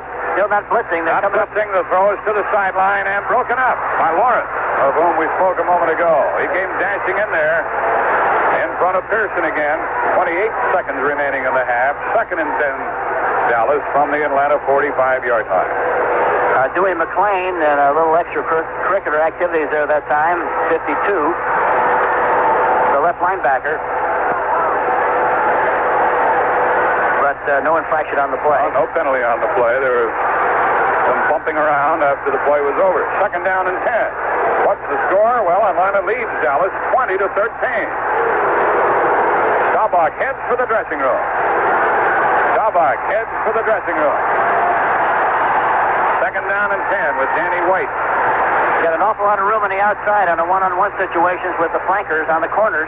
Here's White back to throw. There he is. Once he throws, and it is caught at the 35 by the tight end Dupree. And 21 seconds remaining. It's not enough for a first down. Let's see where they marked the ball. They gave him a little more forward progress than they thought he had. They stopped the clock to measure for a first down, and that really helps Dallas because they have only one timeout remaining. Yes, definitely so. And Kuykendall that time looks like he was hurt on the play. I don't know what was wrong specifically, but he is. And here comes Frank Reed, the safety man, to the sideline looking for some medical help. They're going to measure to see if Dallas has a first down in the area of the Atlanta 30-yard line. They're already within likely field goal range for Septien, who kicked one earlier of 48 yards. Now they're short on a first down. The Cowboys are. Only 21 seconds remaining in the half. Roger Staubach has been injured. He has left the playing field, retired to the dressing room. We'll have to wait a word on the injury, and we'll have to wait word as to whether or not we'll see him in the second half of this game. Meanwhile, the 4-year veteran, Danny White from Arizona State, this being his 4th year, 6'2", 192, is the quarterback. Cowboys have only one timeout remaining, and they cannot squander it. White out of the shotgun. Here comes the blitz. Bad snap from center. White picks it up, and he is tackled with 18 seconds remaining. They were coming, and he got a bad snap, and now Atlanta has recovered the fumble. A fumble by White with only 16 seconds remaining. The linebacker, Dewey McClain, got the ball. Another Dallas mistake. You know, I'm sure that we'll see if Danny White plays in the second half, I'm sure that we'll see a lot more blitzing in the second half by the Atlanta team against this quarterback. How could they blitz any more than they have? Well, they haven't blitzed that much, really, Jack. Total blitzes I'm talking about. Berzina's blitzed single blitzes, but total blitzes, they've done that maybe 4 or 5 times in a ball game, and that's about all. Atlanta leading by 7, 20-13, probably will be content to run it out. And the Cowboys won't be able to do anything about that. Atlanta has the ball at their own 45-yard line, first down. White got a bad snap from center and then lost the ball. Dallas goes into the prevent defense, and Bartkowski airs it out, throws it long downfield, and it is incomplete inside the 10-yard line. And inside the 10-yard line, there are no less than 3, 5, 8 players. That time, Jack, we saw the big bin play is what you saw. 3 receivers on the outside, all of whom went straight down the field with the anticipation of getting a jump ball situation, getting a deflected ball possibly, coming up with a football like they did against the New Orleans Saints to win the game in the waning seconds twice against the New Orleans Saints. That was what they call that play, the big bin. 3 receivers on one side, throw the ball up in the air, and hope somebody comes out down with it. Ball still at the Atlanta 45-yard line. Here it is again on the left side. 3 wide receivers all to the left side. And it is Bartkowski back to throw. He looks and airs it out again down inside the 20. And it is intercepted by Dallas with no time remaining on the clock. Intercepted by Randy Hughes. And the gun is sounded. What a revolting turn of events as far as the Cowboys and their fans are concerned. And by the way, another player is down for the Cowboys. Randy Hughes, who intercepted the ball, is slow in getting up, and he needs medical attention. So not only are the Cowboys trailing, but they appear to be getting the worst of it from a physical viewpoint. There's the gun, sounding the end of the first half with a score. The Atlanta Falcons 20, the Dallas Cowboys 13. Thank you very much, Dan. Dan Devine, the head coach of the University of Notre Dame. The Cotton Bowl is at 2 p.m. Eastern Time. The broadcast here on CBS Radio with Connie Alexander and Tom Hedrick. Still no word on Roger Staubach. He was being examined during the halftime, and they've given out no word. And here is the kickoff forthcoming from Septien. And Dennis Pearson waits for it. It goes to Pride Moore. He takes it on the 13. He's to the 20, slanting to the 25-yard line. Cuts it back up, did not get to the 30, and there goes the flag. A flag is down, and the Falcons have the football here at the outset of the second half. Hank Stram, the Dallas Cowboys have let the Atlanta Falcons know that they, the Falcons, can win this football game. Yeah, there's no question about that, and it's going to be a tough second half, really, for both teams because there's a lot of fireworks remaining, I'm sure. You know, it's difficult on these kickoff returns and punt returns. Invariably, you know, anytime you see one come back, why, invariably there's going to be some kind of a penalty. As we mentioned, it's very difficult, Jack, to block a moving target. Sometimes you think your head is in front of the person that you block. It winds up in back of his body, and as a result, there's a clip on the play. Atlanta had good field position. Now they're back to the 14-yard line, 1st and 10. Oh, what a wild game this has been. There was only one punt in the first half, and Dallas fumbled that one. Atlanta kicked only one time, and Dallas hasn't punted at all. The ball's at the 14-yard line after the penalty mark-off for the clip. Here's the give to the tailback, Bubba Bean. He gets a yard, that's all.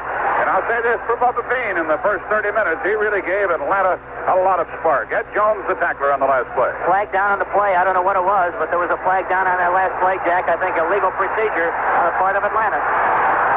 Bubba Bean had gained only a yard, so they talk it over with the Dallas defensive unit. They're going to mark it off further back. Yep. Cal Lepore is the referee. Did you glance at the statistics in the first half, Hank? Aside from the lack of punting, what impresses you the most as the ball is now marked back to the Atlanta 7-yard line? Well, actually, it's pretty even. Atlanta has 11 first downs. Dallas has 13. Rushing yards, Atlanta 97. Dallas 81. Passing yards, Atlanta 74. Dallas dominates that category, 129. Total net yardage, 171 to 210. Dallas has a little advantage in that category, but they're behind in the game. Here's the running play to Bubba Bean, and he is wrestled down for a loss of another yard. As the play started from the 7, he is tackled back on the 6-yard line, and the pressure is really on now by the Dallas Cowboys, and it is going to be second down, 18 for Atlanta from their own 6-yard line.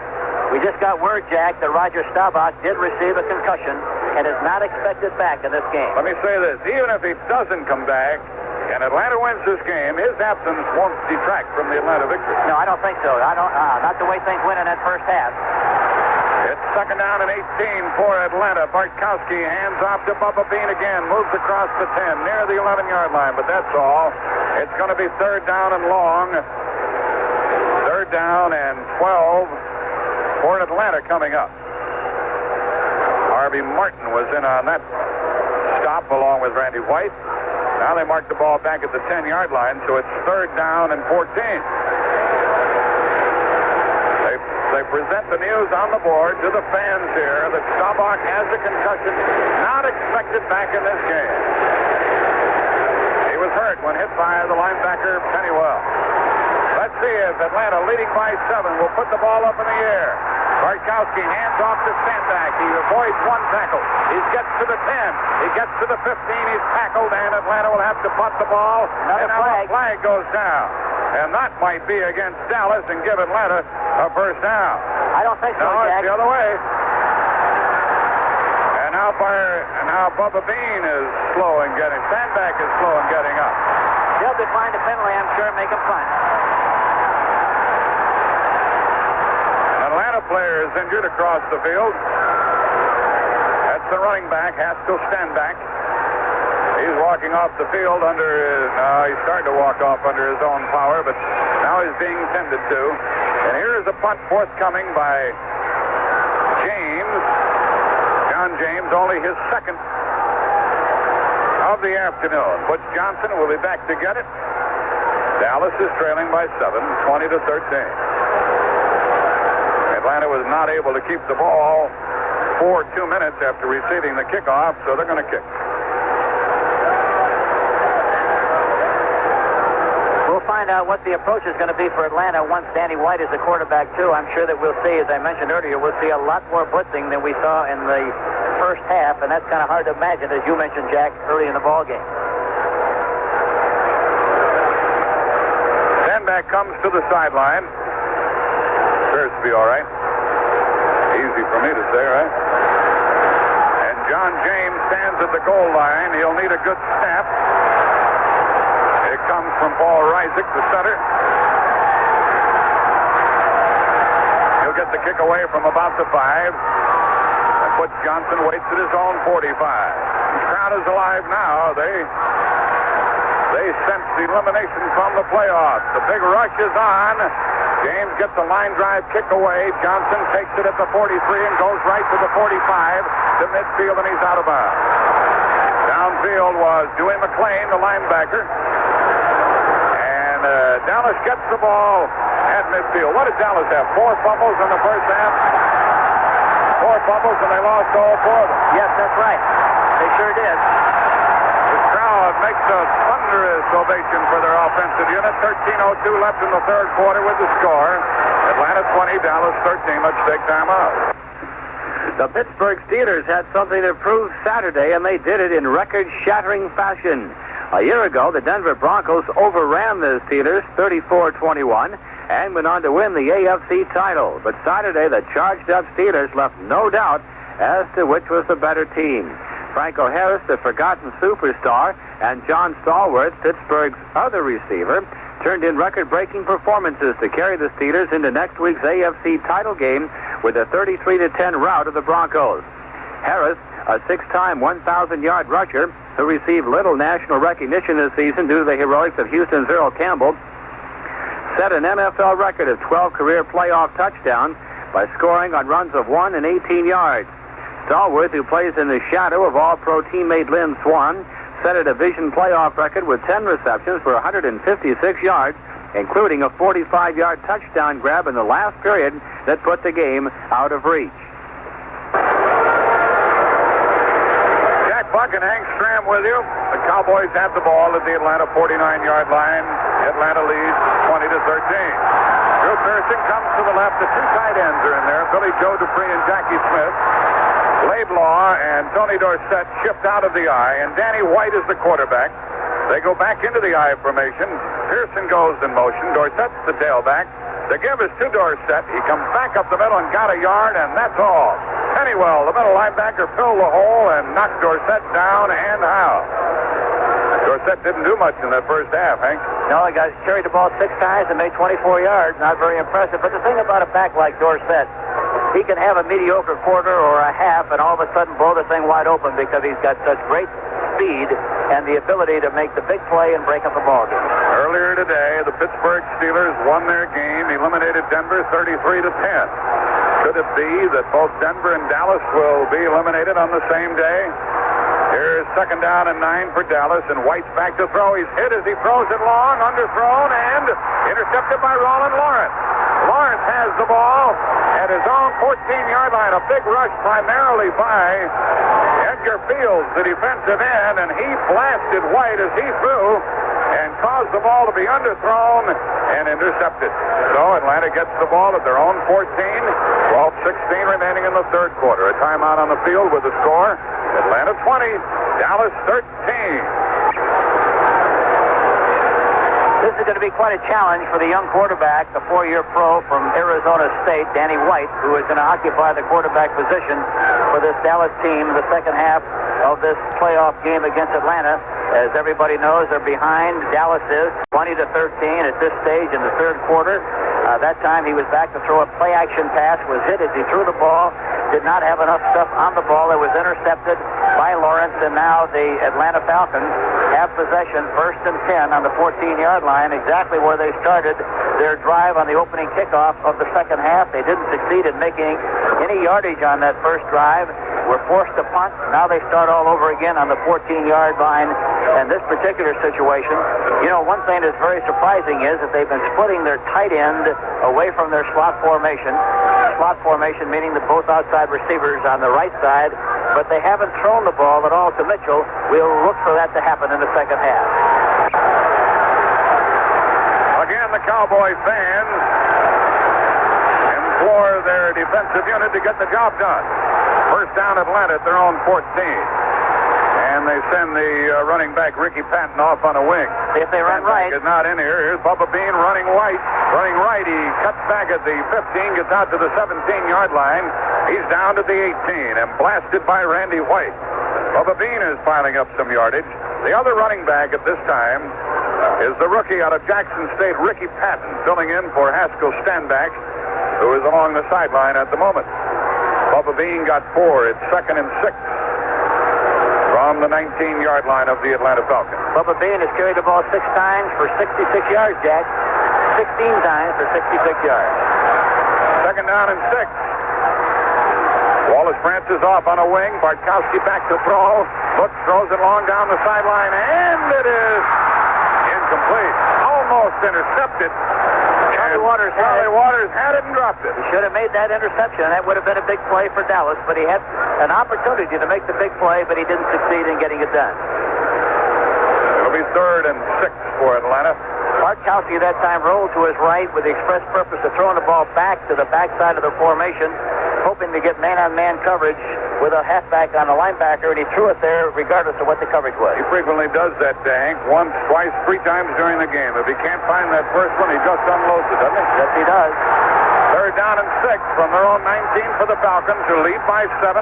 Here's a draw play. No good for Atlanta. The tackle at the 20-yard line, as with Bubba Bean running into Harvey Martin. And the linebacker helping out on the play was Mike Hegman. So kicking time again. The interception by Danny White didn't hurt, except that Dallas lost some valuable time. It's James back to punt for the 3rd time today, and Butch Johnson standing at his 40. James will touch it off at his 10-yard line. The snap by Reisig. Here's a good one. James steps into it and kicks it away. It's a good kick. Johnson waiting, takes it on the 38. He's to the 40. He's to the 45, 46, that's all. And the Cowboys go from their own 46-yard line. Some of the fans wanted a flag for a late hit, but there was none. So Dallas is back at their 46-yard line. Danny White is in again.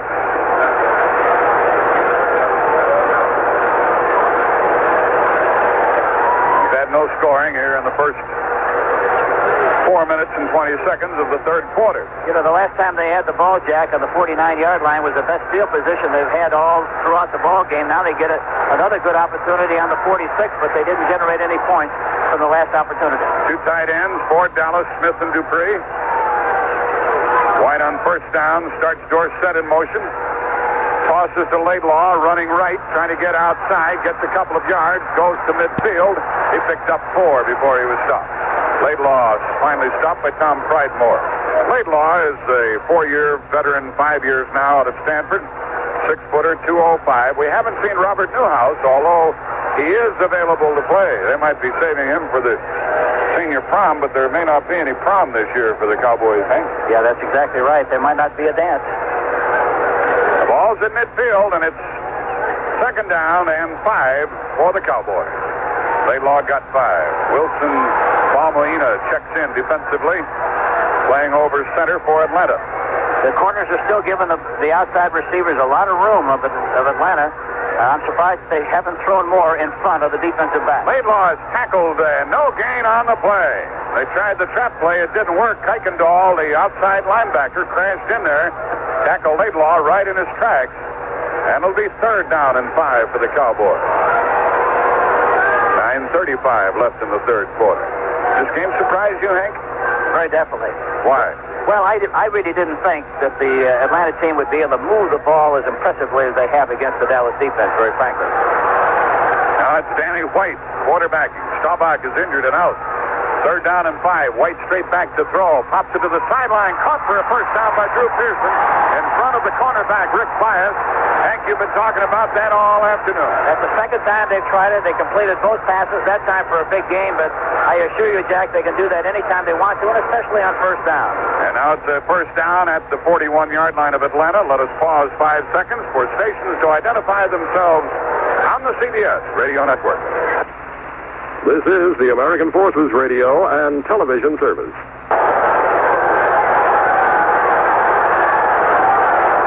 First down for Dallas at the Atlanta 41. They got 10 yards again over on this side. Well, big cushion by the corners. And motion by Pearson. Back to throw. White on first down. Plenty of time. Looks. Throws downfield. Tony Hill. Broken up. Incomplete in the end zone by Roland Lawrence, who did an exquisite job of covering Tony Hill, who's complaining to the officials. Yeah, he really did a remarkable job of covering Tony Hill into the post area, but the guy he should have thrown the ball to was the tight end Dupree, who was wide open underneath coming across that he didn't see, and there again is a great illustration of a young quarterback making up his mind who he's going to throw the ball to, regardless of coverage. He had a shot downfield, but the guy that was open was Dupree, and they hit him 2 or 3 times in the game already on the same play for big gains. I'm talking about Dupree, but they forsake that time to throw the ball down deep. 2 tight ends, Smith and Dupree for Dallas. Pearson's to the right. White rolls right, back to throw. Chase throws. Caught by Dupree at the 30-yard line, to the 25, to the 20, down to the 17-yard line of Atlanta. And Hank Stram called another play for you as Dupree was open. Tackled on the 17-yard line of Atlanta for another first down. Chasing the quarterback, Danny White, was the linebacker, Dewey McClain. He blasted him just as he released the ball, and there was Dupree all along. Yes, he blocks down and then comes right across shallow, but Brzezina is blitzing so much from the weak linebacker position that there's nobody there. If the tight end gets into that area, as Brzezina vacates the spot, he's wide open. He was on that play, 1st and 10 Dallas. Pearson's to the right. Tony Hill comes left for the Dallas Cowboys. A first down at the 17. Dorsett goes in motion. Rolling right is White. Stop, looks, throws back, screen the other way. This one's going to go. Laidlaw has it at the 15, to the 10, to the 5, to the 2-yard line. First and goal for Dallas.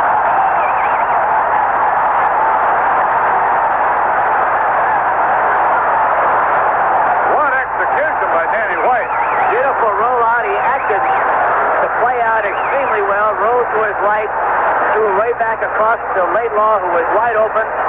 Screen to him, and he almost took it in for the touchdown. The ball is on the 2-yard line. 1st and goal on the 2 going in for Dallas.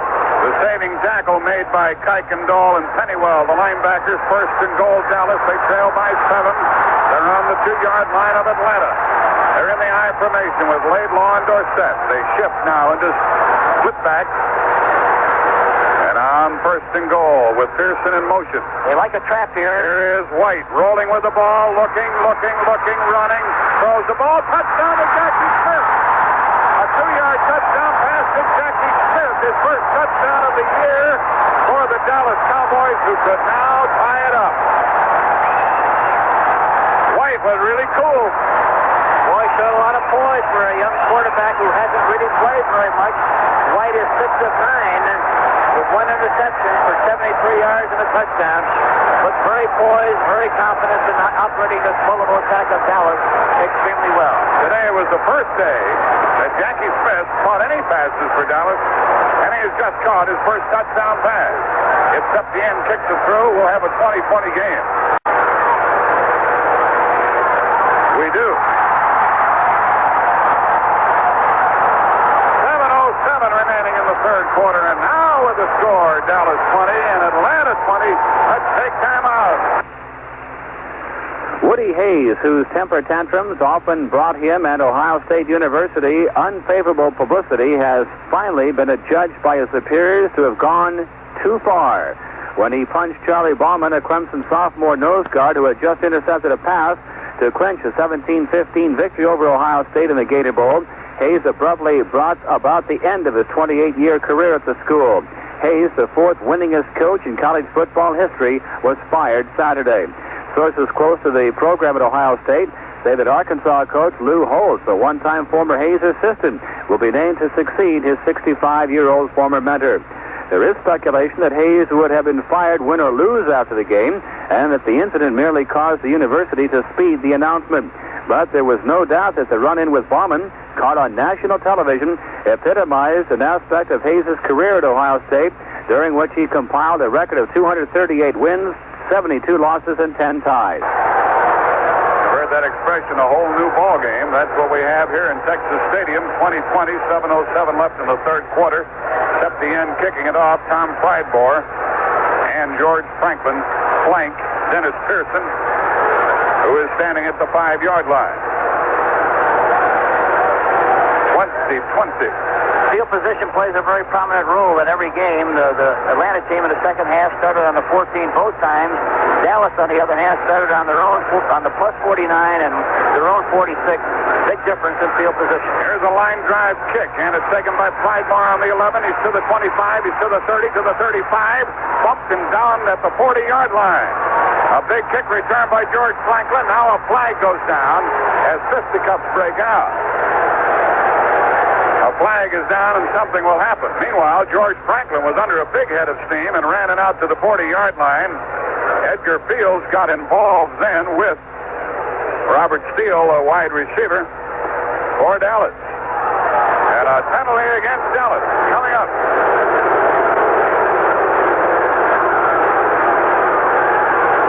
Franklin was impressive with that run, wasn't he? Yes, he was. He made a decision and really took off on a straight line for the opposite side of the field. Personal foul, unnecessary roughness, 82 to defense, the first down. And now a personal foul moves the ball to the Dallas 45-yard line. I didn't see the extracurricular activity, did you? No, I didn't, Jack. I really didn't. I was watching something else at the time, didn't see the fisticuff. First down for Atlanta. We're tied here. Atlanta hasn't made many mistakes. They've played an outstanding football game. Back to throw. Bartkowski runs. Hit. Snaps back at the 45-yard line for a loss of 10 by Ed Jones. He came like a house of fire, and he really blasted the quarterback. Bill McKinley, the right tackle of the Atlanta team, just did not block Tuttle Jones, and it's a big sack for the Dallas Cowboys. Bryant was the offensive tackle. Warren Bryant for Atlanta. He was injured with a knee. Phil McKinley replaced him and couldn't handle Ed Jones that time. A 9-yard loss back at the 46 of Atlanta. Second down and 19. They'll run the ball here probably, Jack. Maybe run a sweep. Let's see what they do. On the second down play, with Staubach back in there. Bartkowski back to throw. Looks, throws, wobbly pass. Incomplete. Off the hands of the intended receiver, Alfred Jackson, who probably should have caught the ball. It was a wobbly pass, however. Yeah, well, the nice thing about that, he could have caught it at either end there, Jack. He was going in a very wobbly fashion, but he had possession, or should have had possession. It was well enough thrown for him to catch the football. George Franklin checks into the backfield. Standback is out now. They put in the 3 wide receivers. They are Wallace Francis, Alfred Jackson, and Billy Rickman for Atlanta. They have 3rd and 19 back at their 46 with the score tied 20-20. 6:23 remaining in the third quarter. Atlanta going from our left to our right. Quick snap to give to the running back Franklin, trying to get outside. Gets to midfield, and his tackle. It'll be kicking time for Atlanta. Randy White chased the play, caught him, and with the help of Cliff Harris, made the tackle on the Dallas 47. But this punt by John James has pushed Dallas way back. Listen to the crowd.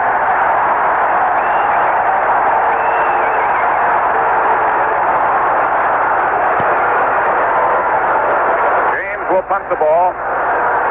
He's been busy lately. Paul Reisig is the snap man. Safety kicks the ball to his left. That's where he should try to kick it. Let's see what he does. Atlanta having difficulty setting against the rush of Dallas. But James kicks it away. It's a dandy. A fair catch is called for. It bounces into the end zone. It'll be a touchback, and Dallas will go from their 20-yard line, and James didn't do with the ball what he desired. No, he didn't. He looked like he was stepping to his left to kick the ball left, but he didn't kick it there at all. He kicked it kind of down the middle, and they got it in the end zone. 5:24 left in the third quarter. There's a pause in the action with a score. Cowboys 20, Falcons 20. Let's take time out. Oklahoma coach Barry Switzer says he couldn't believe it when he was told the Sooners are more than a touchdown favorite in the Orange Bowl game with Nebraska. He says, you got to be kidding me. How could we be favored in the ball game when Nebraska already beat us in Lincoln? Cornhusker coach Tom Osborne was predictably a little bit more low-key about it. He says the people who make the odds make their living at it, so you have to respect their judgment somewhat. He says, but I hope they're wrong this time. Despite Nebraska's 17-14 win November 11th, the Cornhuskers rate no higher than 6th to Oklahoma's number 4 in the rankings, and the Sooners have been installed as a heavy favorite. Switzer said final examinations cut deeply into the Sooners' practice time at Norman, and the rain kept them from making it up after they arrived in Miami. Osborne was more pleased with the way his Cornhuskers had practiced. He said they felt they had fairly good preparation, although they were rained on. Osborne says the main thing that remains now is to go out there and play that football game. We might go out and play a heck of a game, and then again, we might not. Roger Staubach has been injured in this game. He suffered a concussion. He'll not return. Danny White, who engineered the last touchdown drive to tie the game, is at the controls for the Cowboys at their own 20-yard line. With Laidlaw and Dorsett in the backfield. Dorsett running right. Dips inside, cuts across the 25-yard line, spins to the 26-27. He got 7 yards on the play. Tom Pridemore finally finished him off.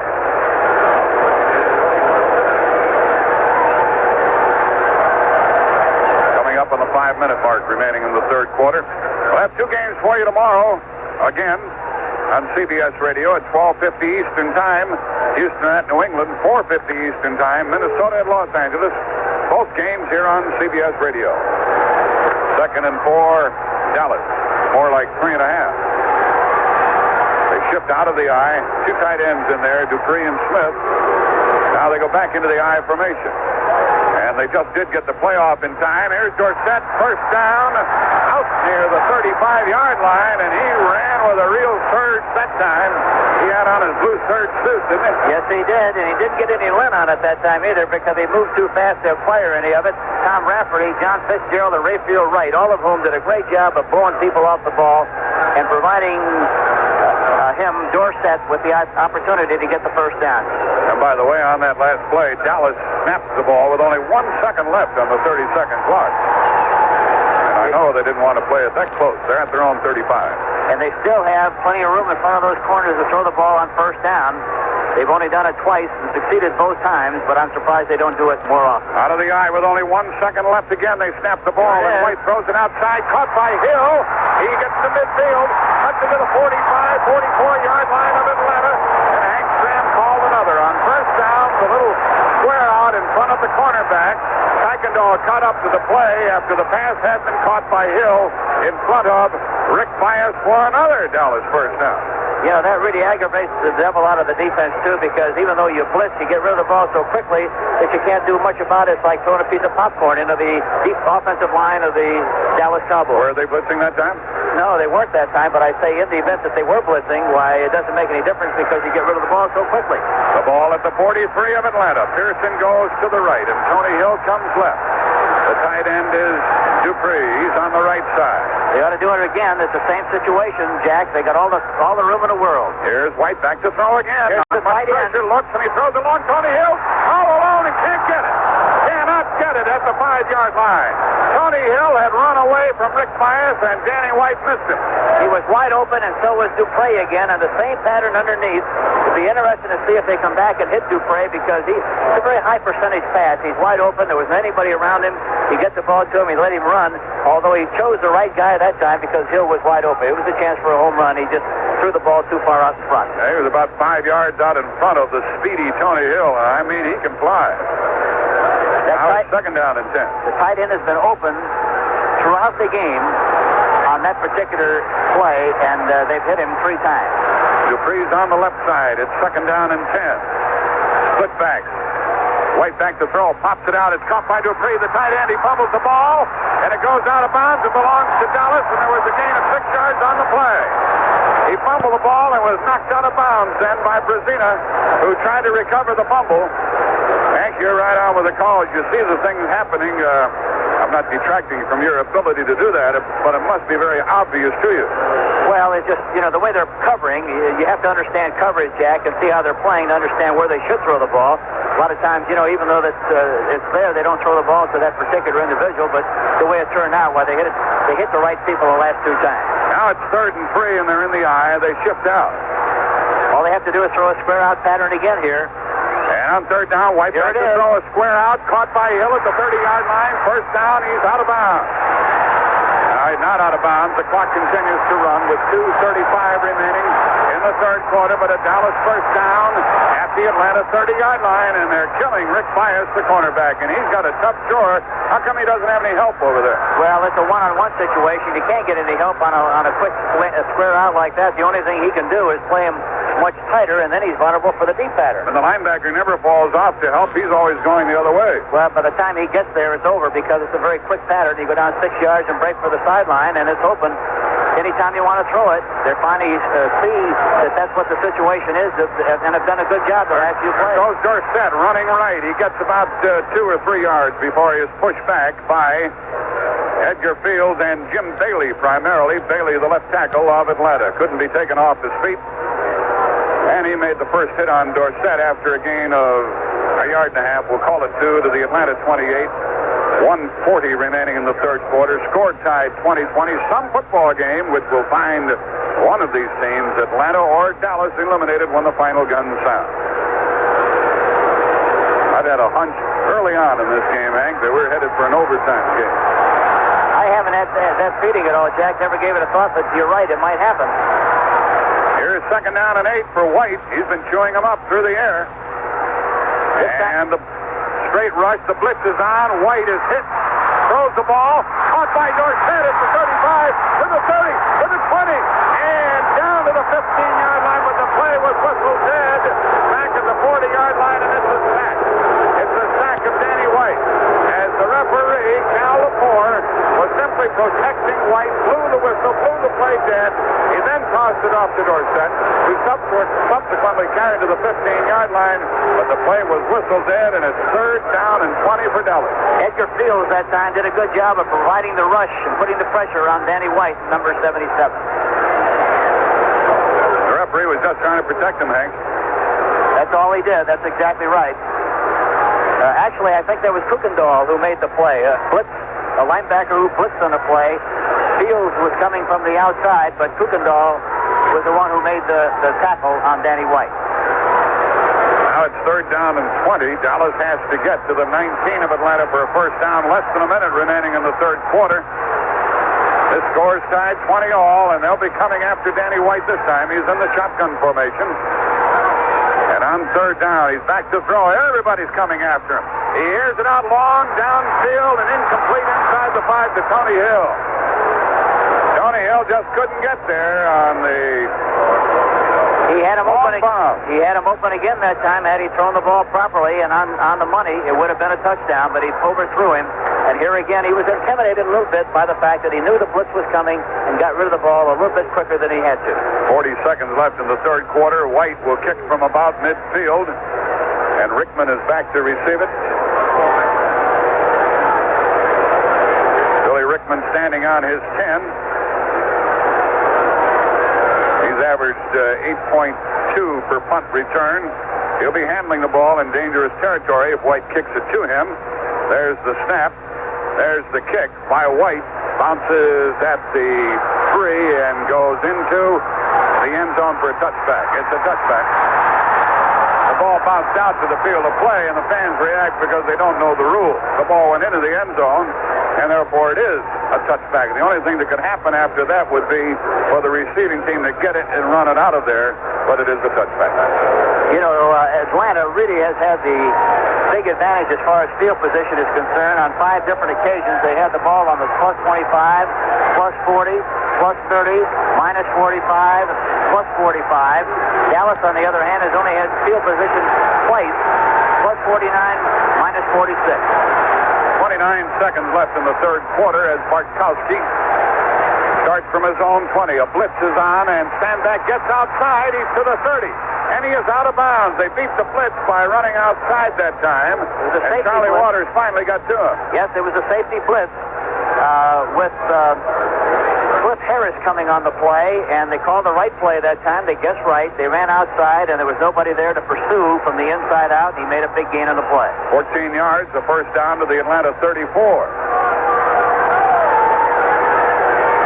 The wide receiver, Alfred Jackson, is out.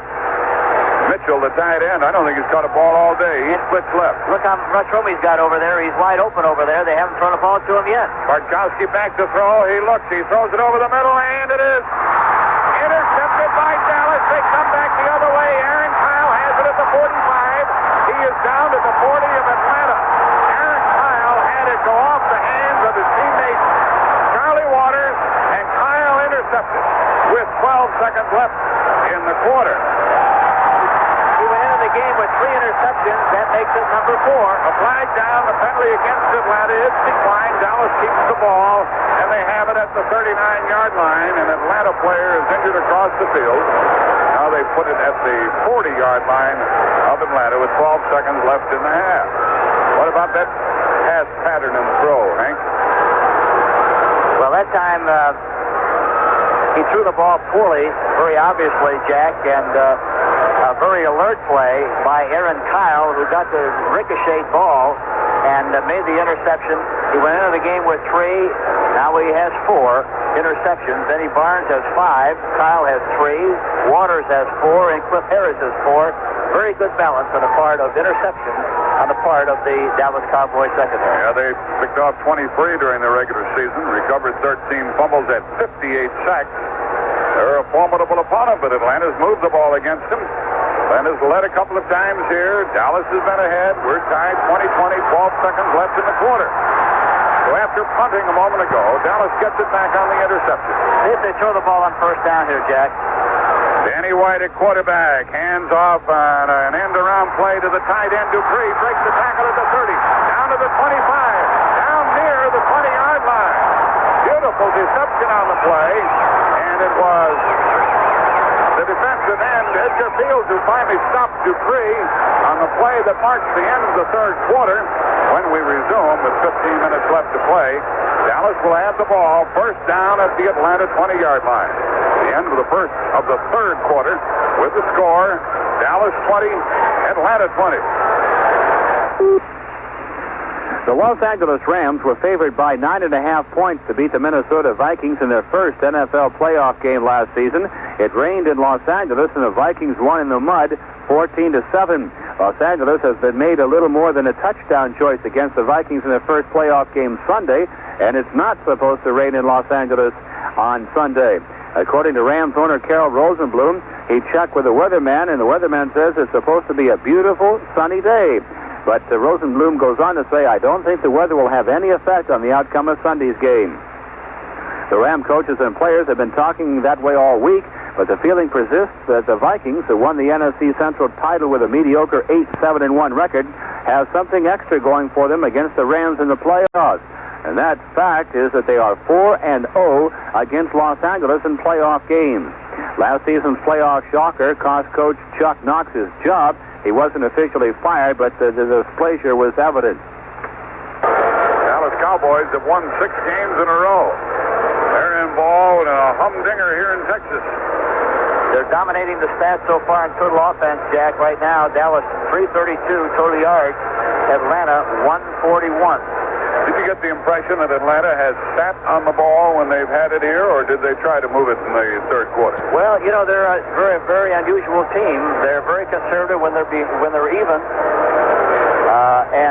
or ahead. But once they get behind, they change personalities completely. They're like the Hulk. And once they have to get something done when they're behind, but it's hard to understand why they don't execute that kind of aggressive attitude when the game is even or when they're ahead. How do you assess the work of Danny White filling in for Staubach here? Well, facts are facts. He's 9 of 14 with 1 interception, 1 touchdown for 109 yards. Very impressive. And he has the first down at the Atlanta 20-yard line. Pearson goes to the left. The 2 tight ends, Dupree and Smith, are in there. Laidlaw and Dorsett are the running back. And on first down, they shift into the I formation. And White gives to Dorsett, comes back up the middle, goes outside, spins, goes to the 15. Down to about the 13-yard line goes Tony Dorsett. He picked up about 7 yards with a slashing, brilliant run. And they say he went out of bounds at the 15, giving him a 5-yard gain. He fumbled the ball, and Scott Laidlaw was very alert and scooped the ball up because it was rolling around loosely that time and would have been recovered by Atlanta had Laidlaw not recovered that fumble. Well, the Cowboys are at the 15-yard line. And Dorsett had picked up 7, then fumbled it back a couple of yards, and Laidlaw, trailing on the play, took it out of bounds at the 15-yard line. Now Hill goes left, and Pearson is right, and it's 2nd and 5 for Dallas, tied with Atlanta here 20-20. And Laidlaw tries to find running room. Got only a yard. He was hit right at the line of scrimmage by Jeff Morrow, M-E-R-R-O-W, the defensive end, along with Kuykendall, the linebacker. Laidlaw got only a yard. They shuttle in the plays with the guards as they call the plays from the Dallas bench.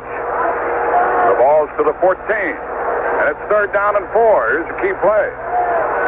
May cause them to settle for 3 rather than get the touchdown if Atlanta's able to stop them here. The square out is still there, Jack. They did it the last time they had a short yardage situation. White back to throw. He looks, he throws, and it is intercepted at the 1-yard line by Atlanta. So Dallas comes away empty as the ball is intercepted by Frank Reed. Now they say no.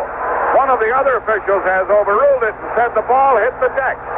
Reed made a diving catch after a deflection, and it is 4th down for Dallas. They still have the ball. Reed is in an uproar. Has his helmet off, screaming at the official who overruled him. Brazina is trying to keep Frank Reed from being penalized.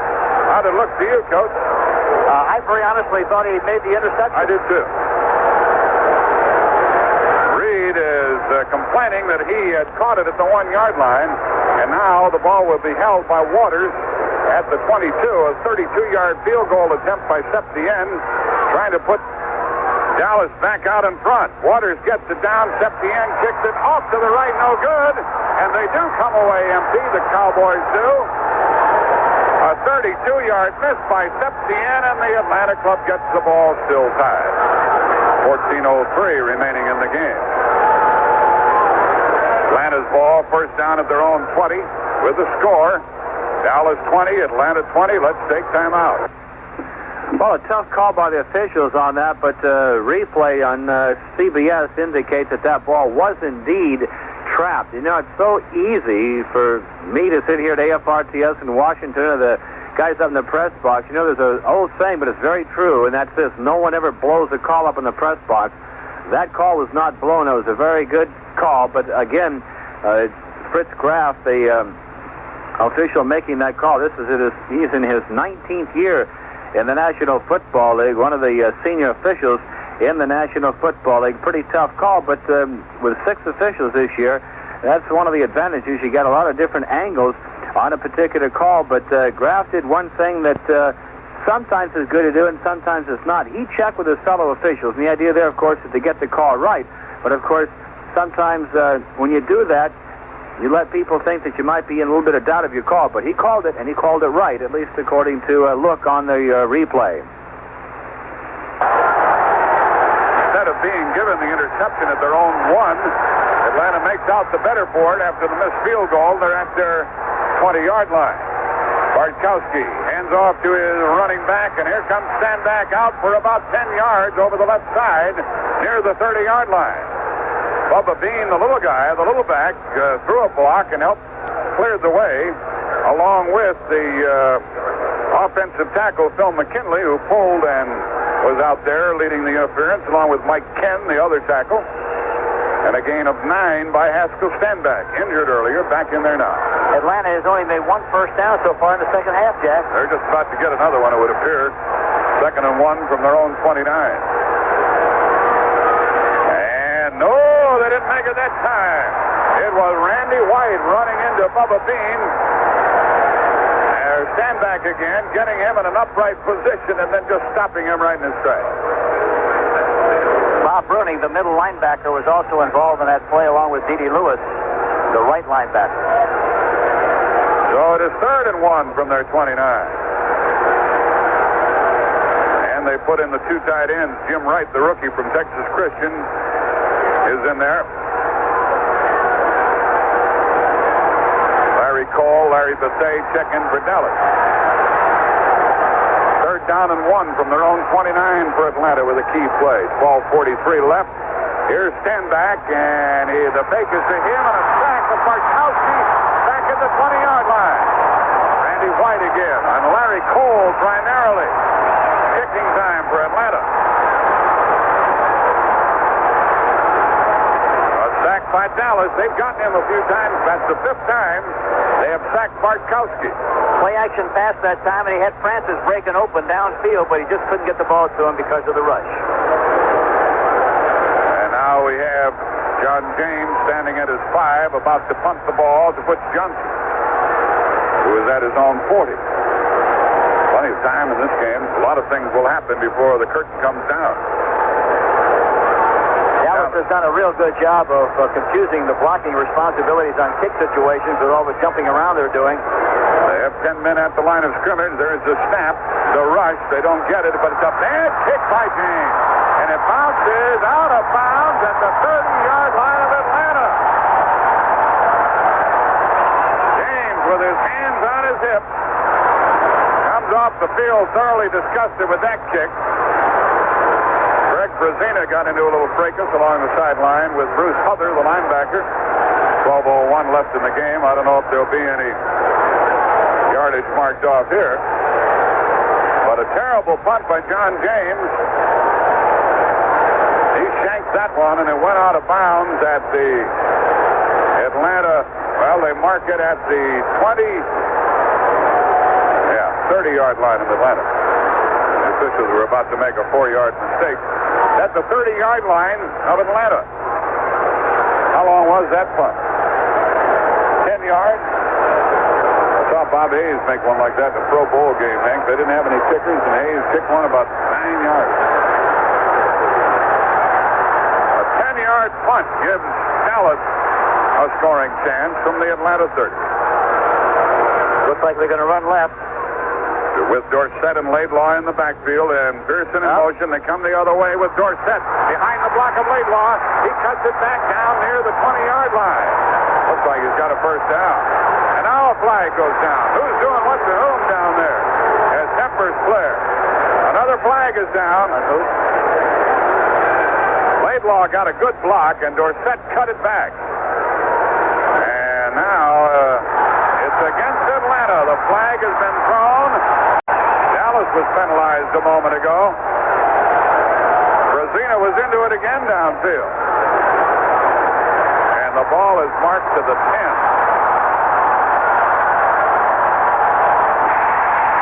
First and goal from the 10.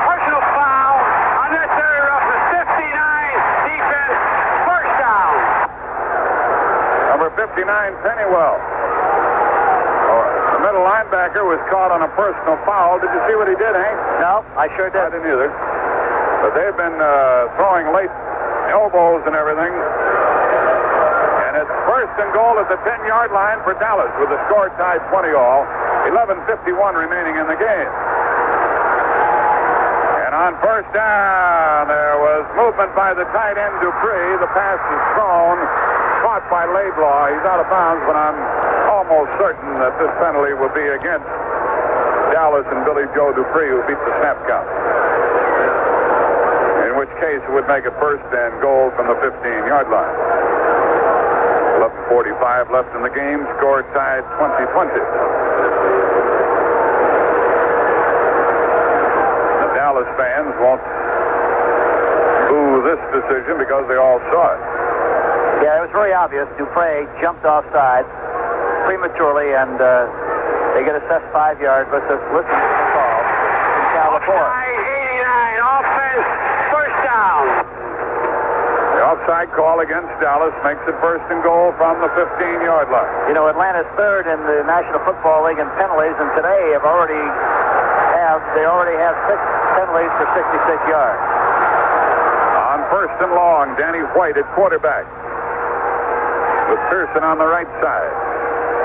Hands the ball off on the running play, and going down inside the 10 to the 5, down to the 1-yard line goes Scott Laidlaw.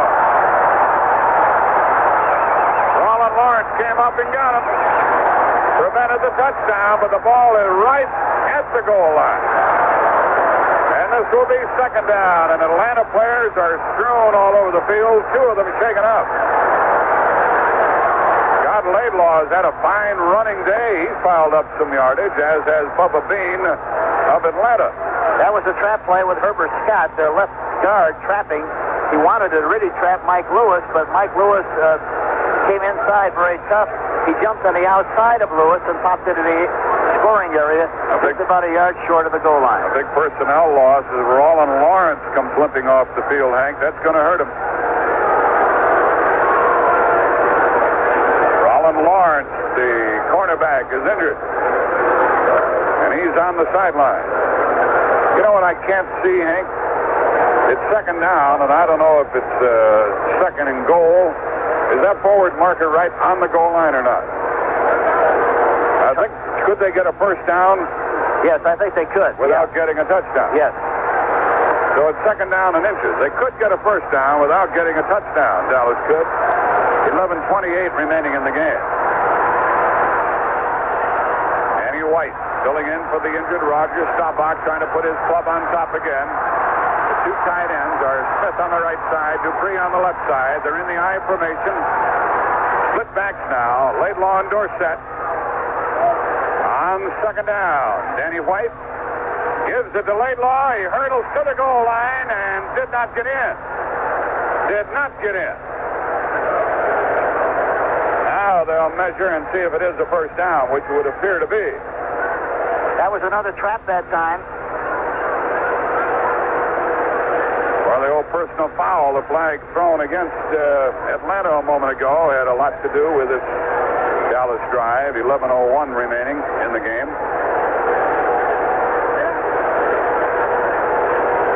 They're going to measure. The ball right on the goal, right at the goal line. And if it indeed is a first down, it'll be first down and about 2 inches to go. It is a first down for Dallas. 2 inches away. I mean just 2 inches away. They take out the wide receiver, Drew Pearson. They keep the 2 tight ends in there, Smith and Dupree. 10:55 remaining in the game. Butch Johnson is in as a wide receiver, tight formation otherwise, in the I formation now. First down Dallas, trying to regain the lead. It is Laidlaw, and he is stopped again, caught in midair and driven back.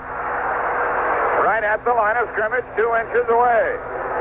He keeps leaving his feet, Coach, and they're plucking him off in midair. Well, usually the defensive linemen come in very low, and you want to get over the top. But that time, the safety man, Frank Reed, did a good job, along with Kuykendall, who made the stop at the line of scrimmage and prevented him from going in for the touchdown. Second and goal. And now 10 minutes remaining in the game. Score tied, 20-20.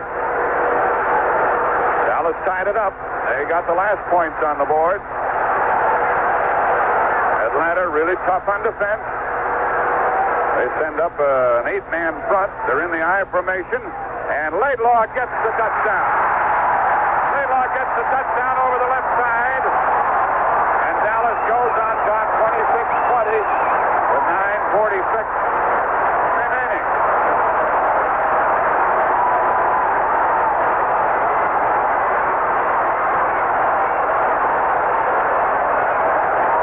A wild playoff game. Vastly different than anticipated by most people.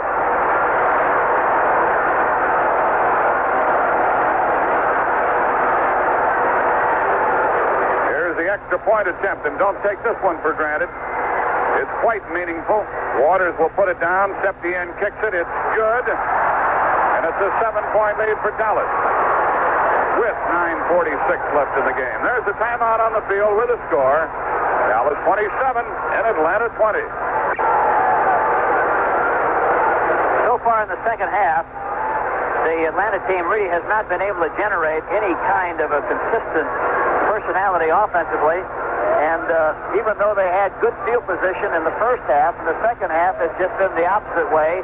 They got the first possession on their own 14, and next time on their own 14, then they got a good break. They got it on the 45-yard line of Dallas, but they didn't succeed in making the yardage for the first down. Were forced to punt. The next time they got the ball was on their own 20. The next time on their own 20, so they really didn't have good field position like they had early in the game. On the other hand, the Dallas team wound up with good field position, got the ball on the plus 30 of the Atlanta team on the last drive to put them ahead 27-20 with 9:46 left in the fourth quarter.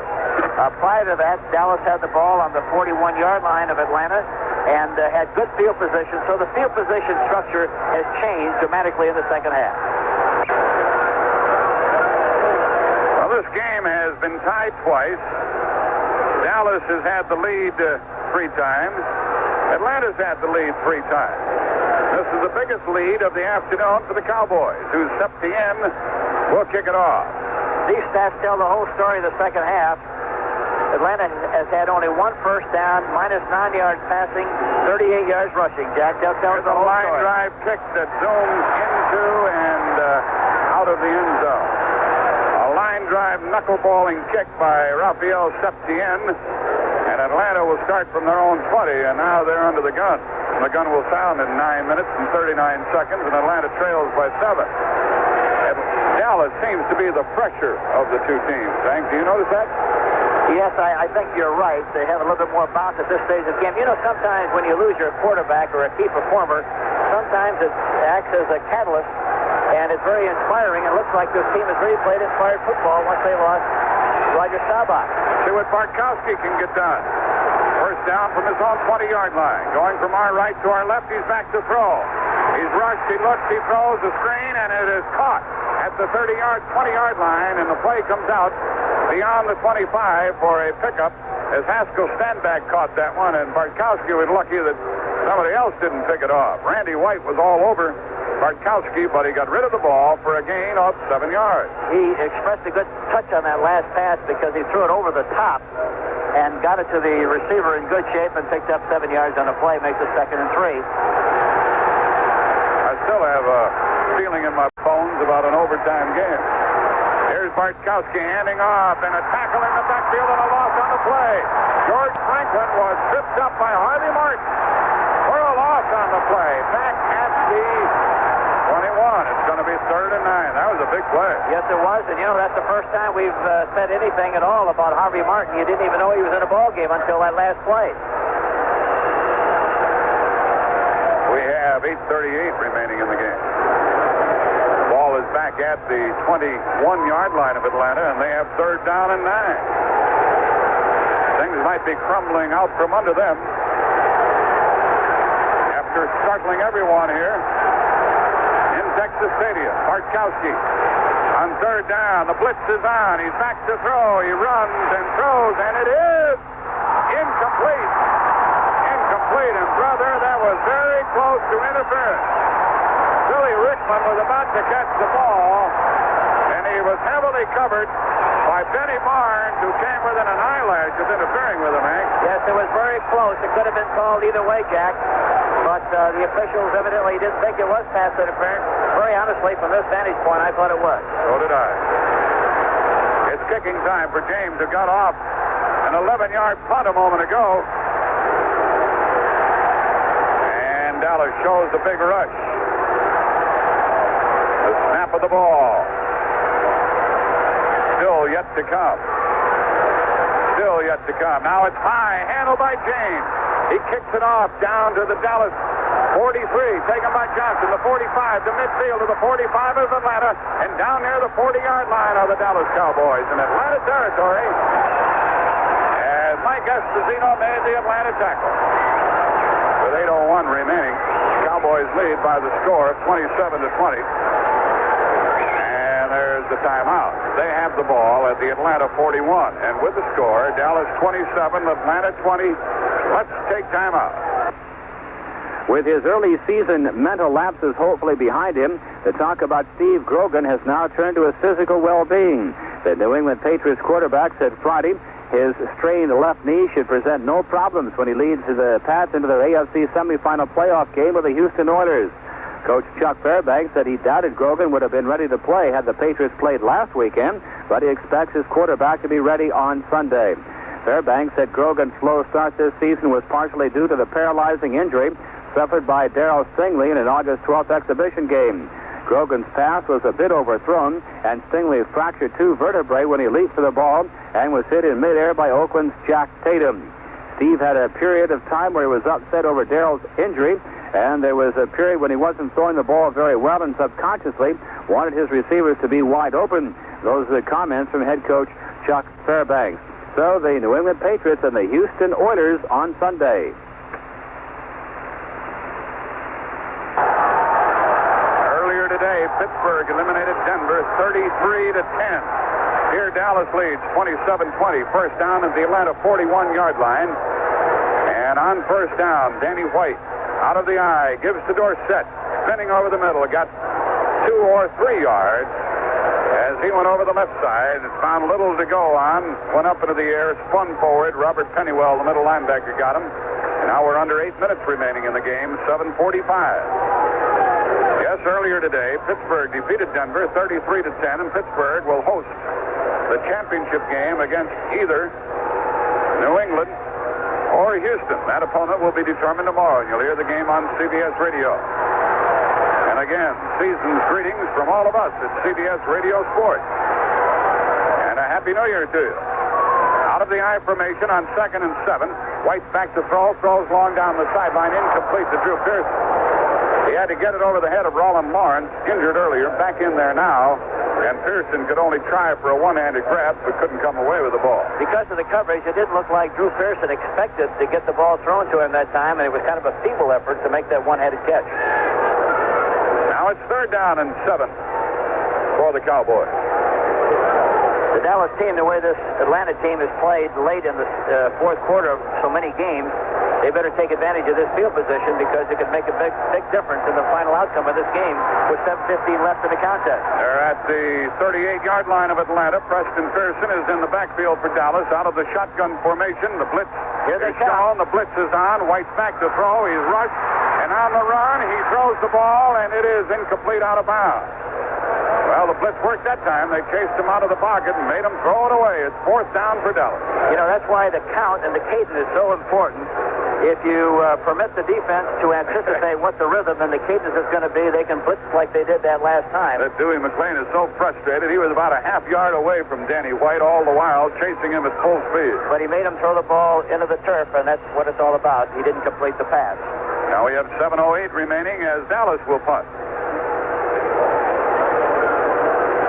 That was really a big series for the Atlanta team because had they scored on that last drive or on this possession, they really would have been in serious trouble. White gets the snap from about midfield. He kicks it high in the air. Fair catch is called for and taken on the 8-yard line by Rickman. He should let that ball go, Hank. Yes, he should have. He was inside the 10, and the basic rule of thumb is anytime that you're inside the 10, let it drop and play the percentages and hope that it'll go into the end zone. So now Atlanta will start from their own 9-yard line with 7:01 remaining. A pause in the action with a score. Dallas 27, Atlanta 20, and let's take time out. A lot of bitter remarks came out of Lincoln, Nebraska when it was learned November 18th that Nebraska's opponent in the Orange Bowl would be Oklahoma in a rare rematch, but most of that feeling has died away. At the time, just after Nebraska's upset by Missouri cost the Cornhuskers a shot at the national title against top-ranked Penn State, the players and coaches said they thought it would be unfair to have to beat Oklahoma again. The feeling was that it was tough enough to beat the Sooners 17-14 the first time on November 11th. According to Nebraska tailback I.M. Hip, earlier it was disappointing to the whole team, but now everyone is up because we have to prove a lot to a lot of people who think the first win was a fluke. He said we went through a lot of things in those 7 days, but anyway, we had our destiny in our own hands to play for the national championship and lost it. Those comments from defensive back Jim Pillen. He says, I think for myself and everybody else on the team, it was about the toughest thing we'd ever had to handle. I'm Jack Buck with you, Hank. Should I repeat my gut feeling about the overtime game? Yeah, you might as well. You've been doing it all afternoon. You might as well do it again. I've got a feeling they're going to go into overtime here. The ball's at the 9-yard line, and a first down for Atlanta. Bartkowski at quarterback, hands off on the running play, and out it comes to the 15-yard line, and a flag goes down. Running with the ball was Mike Esposito is in there now for Atlanta. Esposito is out of Boston College. Here's a penalty. It's going to be marked off against the Atlanta Falcons. Well, the field position for Atlanta in the second half has really been atrocious. I mentioned again, second half they've had it on their own 14, plus 25, and they blew it. Holding, 7-0, offense, first down. And then they had it on their own 20, and now on their own 9. Conversely, Dallas had it on the plus 49, 46, plus 41, plus 30, plus 40, and that's really been the difference in the game so far. A holding call puts Atlanta back at their 5-yard line. Makes it first and 15, back at their own 5. Bartkowski from the end zone, scrambling, throwing, and broken up, and a flag is down. Interception. The ball was a beautiful interception, but now a flag is down back upfield. They caught that ball on the interception, Hank. I was watching the flag upfield. Did Waters get it? Looked like Benny Barnes got it. But now let's see what happened. Pass interference, they call. It's against Dallas. An illegal chuck downfield as the Atlanta man was racing by Wallace Francis. He was given an illegal chuck. And the ball is going to be marked off against the Cowboys. That was really a fabulous interception. And I saw the one, and very frankly, I don't know whether it was Benny Barnes or Charlie Waters. Illegal contact, 31. Defense, the first down. It was Benny Barnes. Benny Barnes.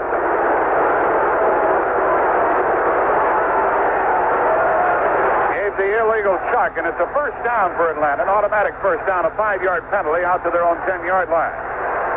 And Bartkowski keeps it on the ground and comes out to about the 13-yard line with Stenbeck running with the ball, Bubba Bean running with the ball.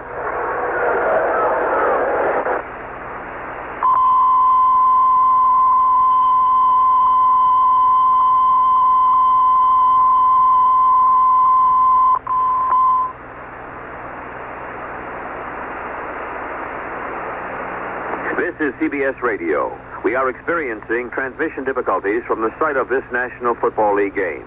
We hope that you will please stay tuned on this CBS Radio network station. Well, as you heard, we are experiencing technical difficulties on CBS Radio. This game is being televised by CBS Television, and we can just tell you that Haskell Stenbeck is carried for about pretty close to a first down out to the 25-yard line. Things are resumed. Let's get back. Come out to the 25. Mitchell, the tight end, is out. And they'll put in the 3 wide receivers, Wallace Francis, Alfred Jackson, and Billy Rickman. Rickman is left. First down from their own 25 for Bartkowski and company. He's back to throw. Rolls right a little, throws it over the middle. Caught beyond the 40-yard line, and the tackle is made near the 45. Francis caught that ball in rough traffic and was wrestled down by Henderson and others. But another Atlanta first down, and they're on the move. Steve Bartkowski, he continues to impress you with the way he reacts in pressure situations. That time there was a lot of pressure on Steve. He moved slightly to evade the rush, got the ball right on the money to Francis, and it's another first down for Atlanta. Beautiful throw by Steve Bartkowski. 5 minutes left. Dallas leading 27-20. Here is Staubach coming outside, crossing midfield, going to the Dallas 47-yard line.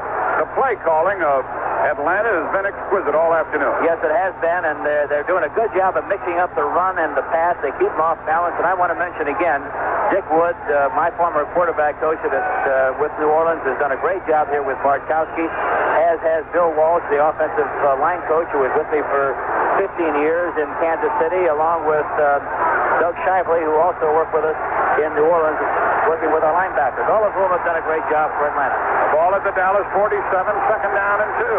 Staubach has been tearing them up. It was Bean in the first half. Staubach here in the second half doing the damage. The fake handoff, Bartkowski back to throw. Looks, throws long, overthrown, incomplete. Intended the ball for his running back, Mike Esposito, and he was well covered. Aaron Kyle was over there on the corner and got the help he needed from Charlie Waters. That stops the clock with 4:08 remaining.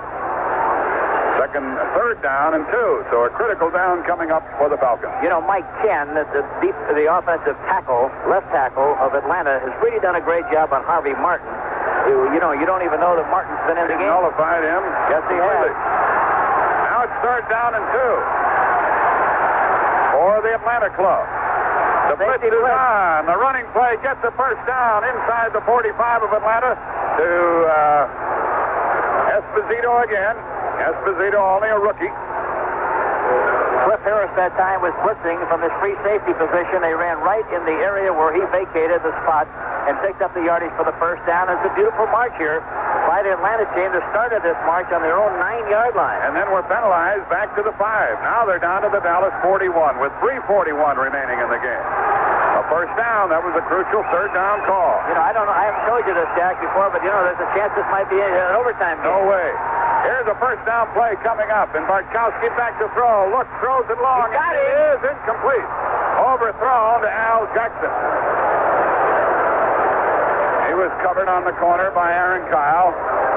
Have you had that feeling at all, Jack, about the possibility of being an overtime game? Never entered my mind.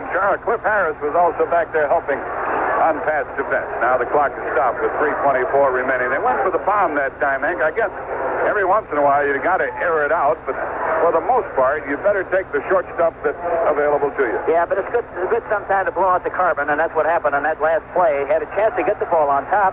They were expecting something short, but he just didn't get it on the money like he should have. It's second down and 10 for the Falcons. Dallas shows the blitz. And on second down, they're coming. The blitz is on. The pass is incomplete. Intended for Dennis Pearson on a little square-out pattern, and he got rid of it a little too quickly. Yeah, there again. See, he was intimidated by the blitz. He didn't have to get rid of the ball that quickly at all. He would have had a chance to lick him on the outside, but he got the ball off too quickly, and it falls incomplete. Third down and 10. Now what happens, Hank? 3:21 remaining. Suppose you don't make a first down on third down. Can you afford to kick the ball away? No, I don't think so. I think you have to try to, at this field position, you got to try to make the first down and keep the ball moving. The ball's at the Dallas 41, and it's third and 10. The crowd rises to the occasion. Rickman is left, 2 wide receivers to the right, Jackson and Francis. On third down, Bartkowski is chased by Jones. He throws the ball, and it is complete, down at the 32-yard line. Very close to a first down. Apparently short by inches to Wallace Francis. Boy, was that a great throw on Bartkowski's part. I thought he was throwing the ball away. But he got Jones was really after him. Yes, he was. Number 72, the defensive left end. And Wallace Francis was Johnny on the spot. He caught the ball just inches away from a first down, and it's fourth down for Atlanta with 3:14 left. Clock stopped. They put in the two tight ends, Mitchell and Louis Gilbert. Here's a big play. Stand back. Here's the up back. Right side. They ought to run right outside. See if they do. It's fourth down and inches, and here's a toss to Franklin, and he is stopped on fourth down. Appears to be stopped by Dallas. Henderson jammed up the play, and let's see if Franklin got it. They're going to measure. I don't think he did, Jack, but he might have, but it's still very close. I don't think he made the first down. But that was the place to run in the defense. The defense really did a great job of responding to what they saw and came up and did a great job. He went quite deep, didn't he? Well, he's going to always be deep from the I formation, but he just didn't turn it upfield with as much enthusiasm and aggressiveness as he should have. Let's see if they made it. They did not. The ball goes to Dallas. Dallas takes over with 3:09 remaining. And Dallas leading by 7, 27-20. And they have the ball at their own 33-yard line. Well, Atlanta started from their own 45, and they give it up to Dallas at the Dallas 33. 3:09 left. A pause in the action. The score, Dallas 27, Atlanta 20. Let's take time out. Terry Bradshaw's passing and Franco Harris's running carried the Pittsburgh Steelers to a 33-10 victory over Denver in the AFC semifinal playoff game.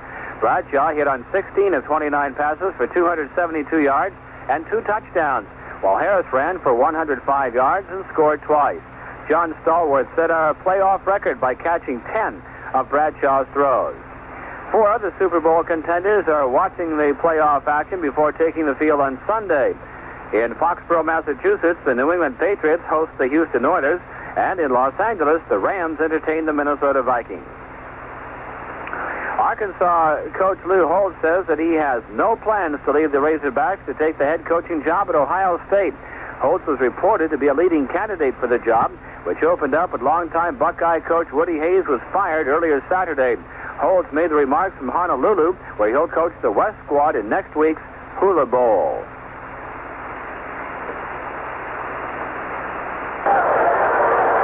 Ball control is the name of the game now for Dallas. They have Danny White at quarterback. Roger Staubach was injured earlier.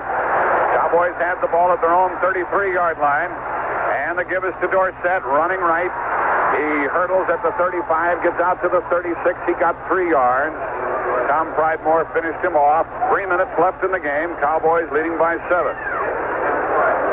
They send in the new play with Burton Lawless, one of the guards. Jackie Smith comes in to join Billy Joe Dupree as the tight end. 2:45 remaining. A light drizzle is falling now here in Dallas to the point where the official, the umpire, keeps the ball covered. Center is John Fitzgerald. The quarterback is Danny White. Split backs, Laidlaw and Dorsett on second down. A bootleg play in the pass play, and it is caught by Jackie Smith at midfield. He's down to the 46-yard line of Atlanta. Jackie Smith caught the first down pass. A bootleg, a rollout right, and a little flip pass to Jackie Smith, who caught a touchdown pass here earlier. Smith's played a big part in this game. Yes, he has, and of course he's a great performer, very sure-handed tight end and a good pressure player, as was expressed on that last play where he made the nice catch on second down. 2 minutes left in the game. Time is called. The clock is stopped. 2 minutes remaining in the football game. When we resume, Dallas will have the ball first and 10 at the Atlanta 41, and Dallas is leading by 7. And now with the score, Dallas 27, the Atlanta Falcons 20. Let's take time out. We were talking about Arkansas coach Lou Holtz saying that he has no plans to leave the Razorbacks to take that head coaching job at Ohio State. So Woody Hayes fired earlier in the day for hitting a Clemson player in that football game on Friday night. That was the Gator Bowl, Clemson versus Ohio State. That game was televised on ABC, and ABC in New York says that Hayes' attack on that player during the Gator Bowl touched off a swarm of phone calls at network headquarters in New York. And a network spokesman says that half the calls protested Hayes' action, while the other half complained because the network replayed the incident only once. The New York Knicks won their third straight NBA game Saturday afternoon by defeating the Kansas City Kings 112-108. Bob McAdoo led the Knicks with 29 points, 11 of them during a fourth quarter surge. So the Knicks, 3 straight, 112-108 over Kansas City. Atlanta Falcons led at the half, 20-13. They trail now 27-20. They've been shut out here in the second half. First down, Dallas, going from our left to our right at the Atlanta 41. And on first down, it's Dorsett running left, trying to go outside. He is hit, breaks the tackle, and goes out of bounds near the 40. Stays in bounds, as it turned out, at the 40-yard line of Atlanta, and he got 6. 1:45 remaining. That was critical for Atlanta when Dorsett did not go out of bounds. Clock's still running. Each team has 3 timeouts, and Atlanta had better use one of them, Hank. Yes, they have to pretty soon here. They've got a second down and 4 situation. Dorsett just got 6. Atlanta has let about 20 seconds click off the clock here. It's second down and 4. 1:15 remaining in the game, and Dallas leading by 7, 27-20. Preston Pearson is in the backfield, and now, with 1 second left, Dallas calls timeout. Jackie Smith didn't know where to line up on the play. He was confused on the formation, and he went from one side to the other, and Danny White finally said, let's talk it over, let's get it straightened out. Here, you and I were talking about Atlanta and their need for a timeout, and who gives it to them? With Jackie Smith and the Dallas club. Clock is stopped with 1:09 remaining in the game.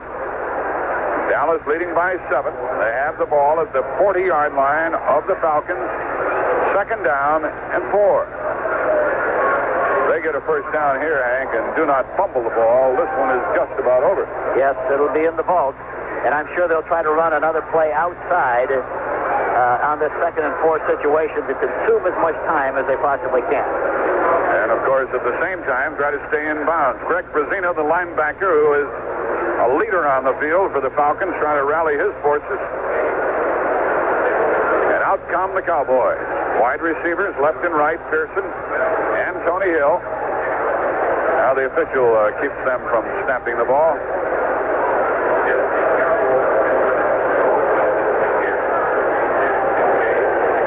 Two games tomorrow. The first of the two at 12:50 Eastern Time. The AFC playoff game, Houston at New England, to determine the opponent for the Pittsburgh Steelers on the 7th of January. The Steelers beat Denver earlier today. Here's Danny White, rolling with the ball, running with the ball, throwing on the run, incomplete to Dupree, who tried to make a one-handed catch.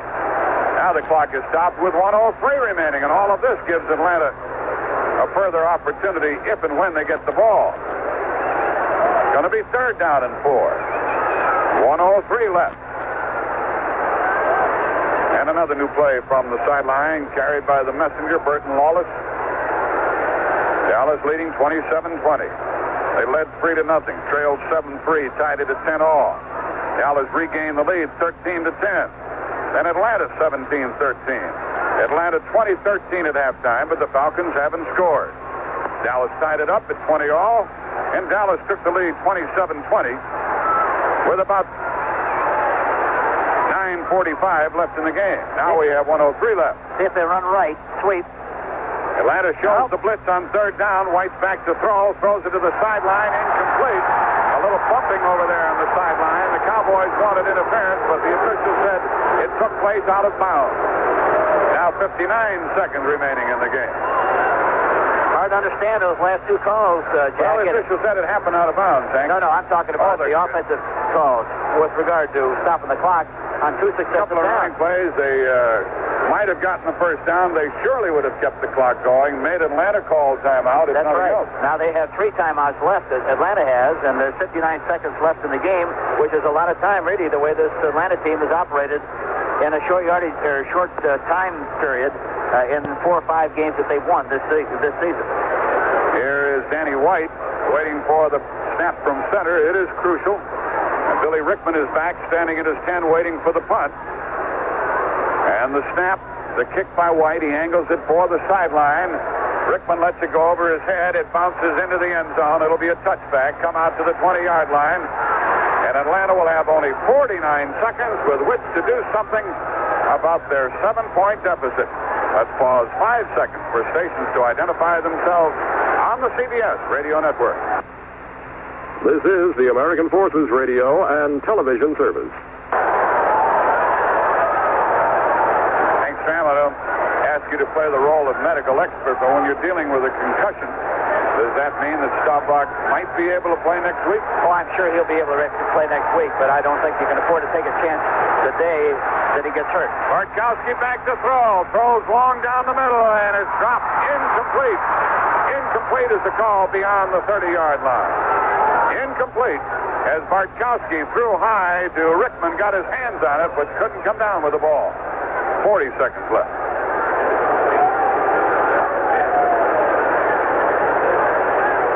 You really have to give this team a lot of credit, this Atlanta team, because they're not nearly as gifted, as talented as the Dallas Cowboys, and yet they played a remarkable game here this afternoon. Win, lose, or draw, they still deserve a great deal of credit. Lehman Bennett, his fine coaching staff, the entire organization, they're off on the right track, doing a great job, and they really expressed a lot of spirit and animation in this game here today. They need a lightning bolt now with 40 seconds left.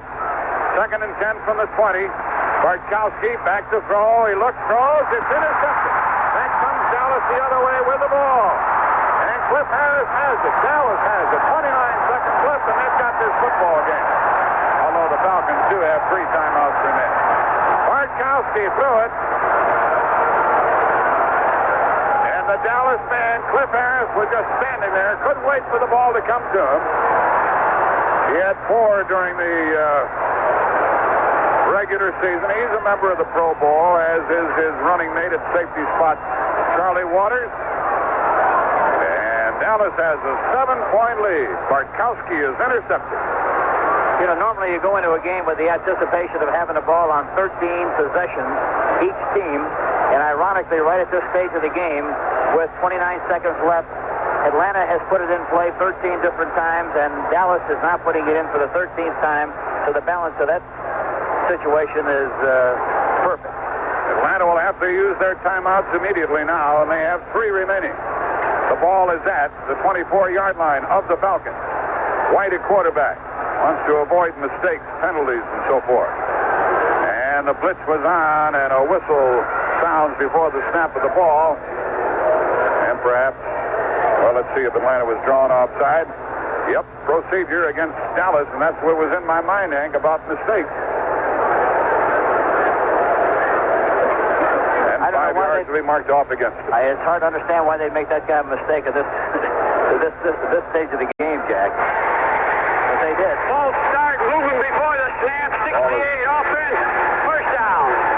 The ball is moved back to the Atlanta 29-yard line. Herbert Scott, the left guard, was moving on the play. So it's 1st and 15. Preston Pearson is in the backfield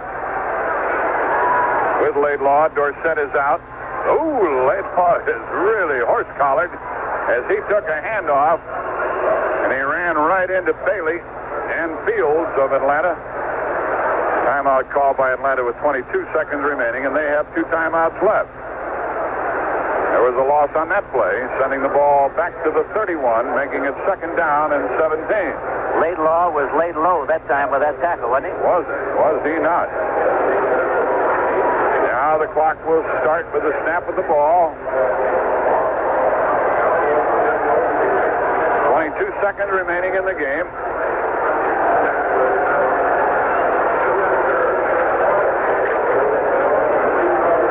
Rosino went to the sideline. Now comes back to try to rally his defense.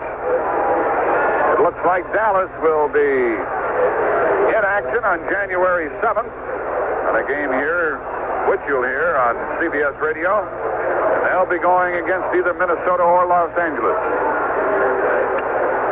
Either here or in Los Angeles, if Dallas does indeed win this afternoon. White with 2nd down and 17, just trying to run off the final 22 seconds.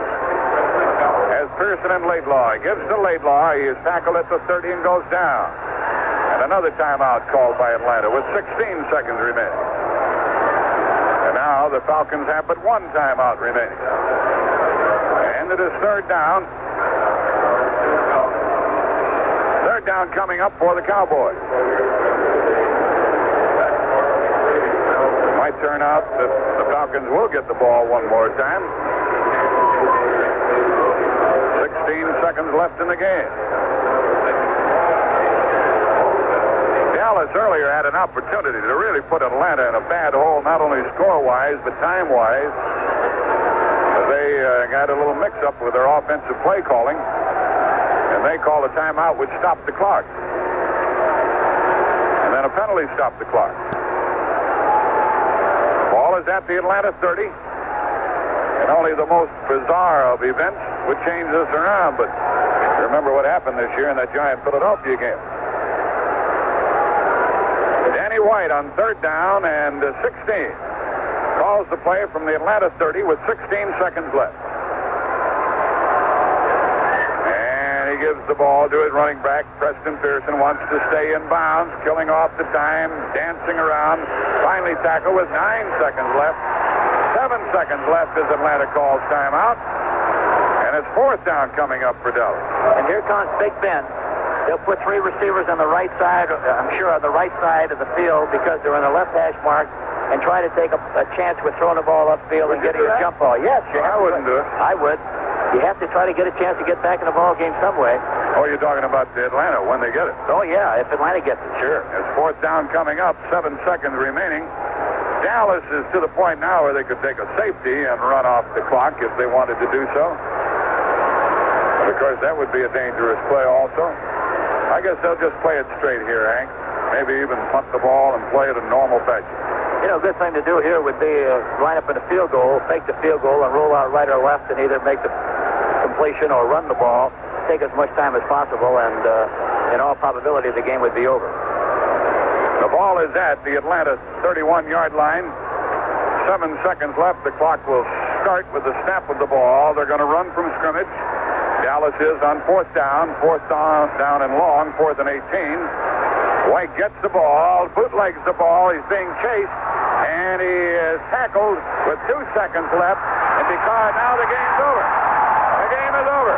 Danny White bootlegged the ball and was tackled for a big loss back near midfield, but time has run out, and the season is over for the Atlanta Falcons. Dallas has won this game, and what a tough chore it was. 27-20, and they go on to the NFC Championship game. The end of the contest between the Atlanta Falcons and the Dallas Cowboys, where the final score is Dallas 27 and Atlanta 20. The Dallas Cowboys coming out with a 7-point victory, and a victory a lot of folks figured would be a laugher. Dallas was favored by some 2 touchdowns in this football game, but Dallas, after taking a 3-0 lead in the first quarter and a 34-yard field goal by Raphael Septien, then Bean for Atlanta on an 11-yard run to give the Falcons a 7-3 lead. Dallas came back to recapture the advantage on an 11-yard run by Laidlaw.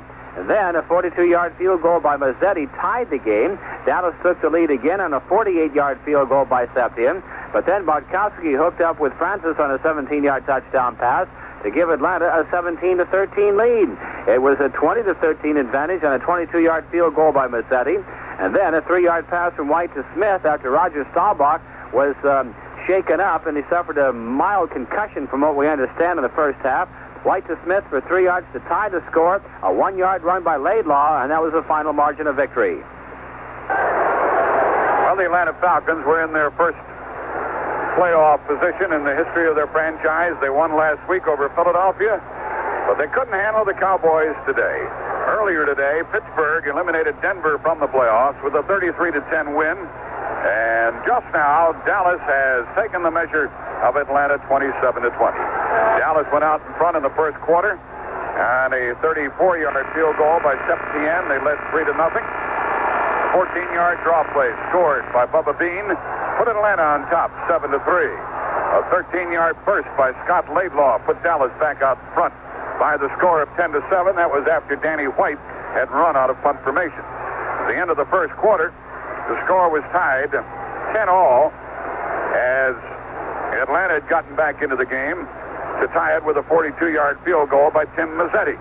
Septien, a 48-yard field goal, which tied a Dallas Cowboy playoff record for distance, and Dallas again had the lead 13-10. But Wallace Francis caught a 17-yard touchdown pass. The Falcons, the visitors here today, led 17-13, and then 20-13 on a 22-yard field goal by Tim Mazzetti, and they enjoyed that 7-point advantage at halftime. But Atlanta was not to score in the second half. And when Roger Staubach was injured, it was Danny White coming into the game through a 2-yard touchdown pass to Jackie Smith. The extra point tied the game in the third quarter with 7 minutes remaining. That was 20-20. That was the score at the end of the third quarter. And then Dallas, after a personal foul that helped them move the ball down near the Atlanta goal line, sent Scott Laidlaw over from inches away, 27-20. That was with 9:46 remaining in the game. There was no further scoring. Atlanta is out. Dallas will play on January 7th against either Minnesota or Los Angeles. And we'll continue with our wrap-up here in just one moment. You know, the big difference in the second half, Jack, as you mentioned, was the fact that the Atlanta team was winning 20-13 at halftime, and they had a distinct advantage as far as field position is concerned in the first half. In the second half, however, they had the ball on 8 possessions, and only one time out of the 8 possessions did they have any kind of good field position, that being on the plus 45-yard line of Dallas, and they didn't take advantage of the opportunity. Conversely, however, the Dallas Cowboys had the possession 7 times, and of the 7 times, they had good field position on every occasion and had the ball in the following areas. The first time on their own 49, the next time on their plus 46, then plus 41 of Atlanta, plus 30 of Atlanta, plus 40 of Atlanta, plus 24 of Atlanta, minus 33 of Dallas, and that was really the difference in the second half. It was amazing that the Atlanta team stayed so close, making it 27-20. And quite a surprise it was. Danny White, who has patiently served as an understudy for 3 years, coming in to replace the injured Roger Staubach to rally Dallas to that 7-point playoff victory over the Falcons to put the Cowboys in the NFC Championship game for the 9th time in the past 13 years.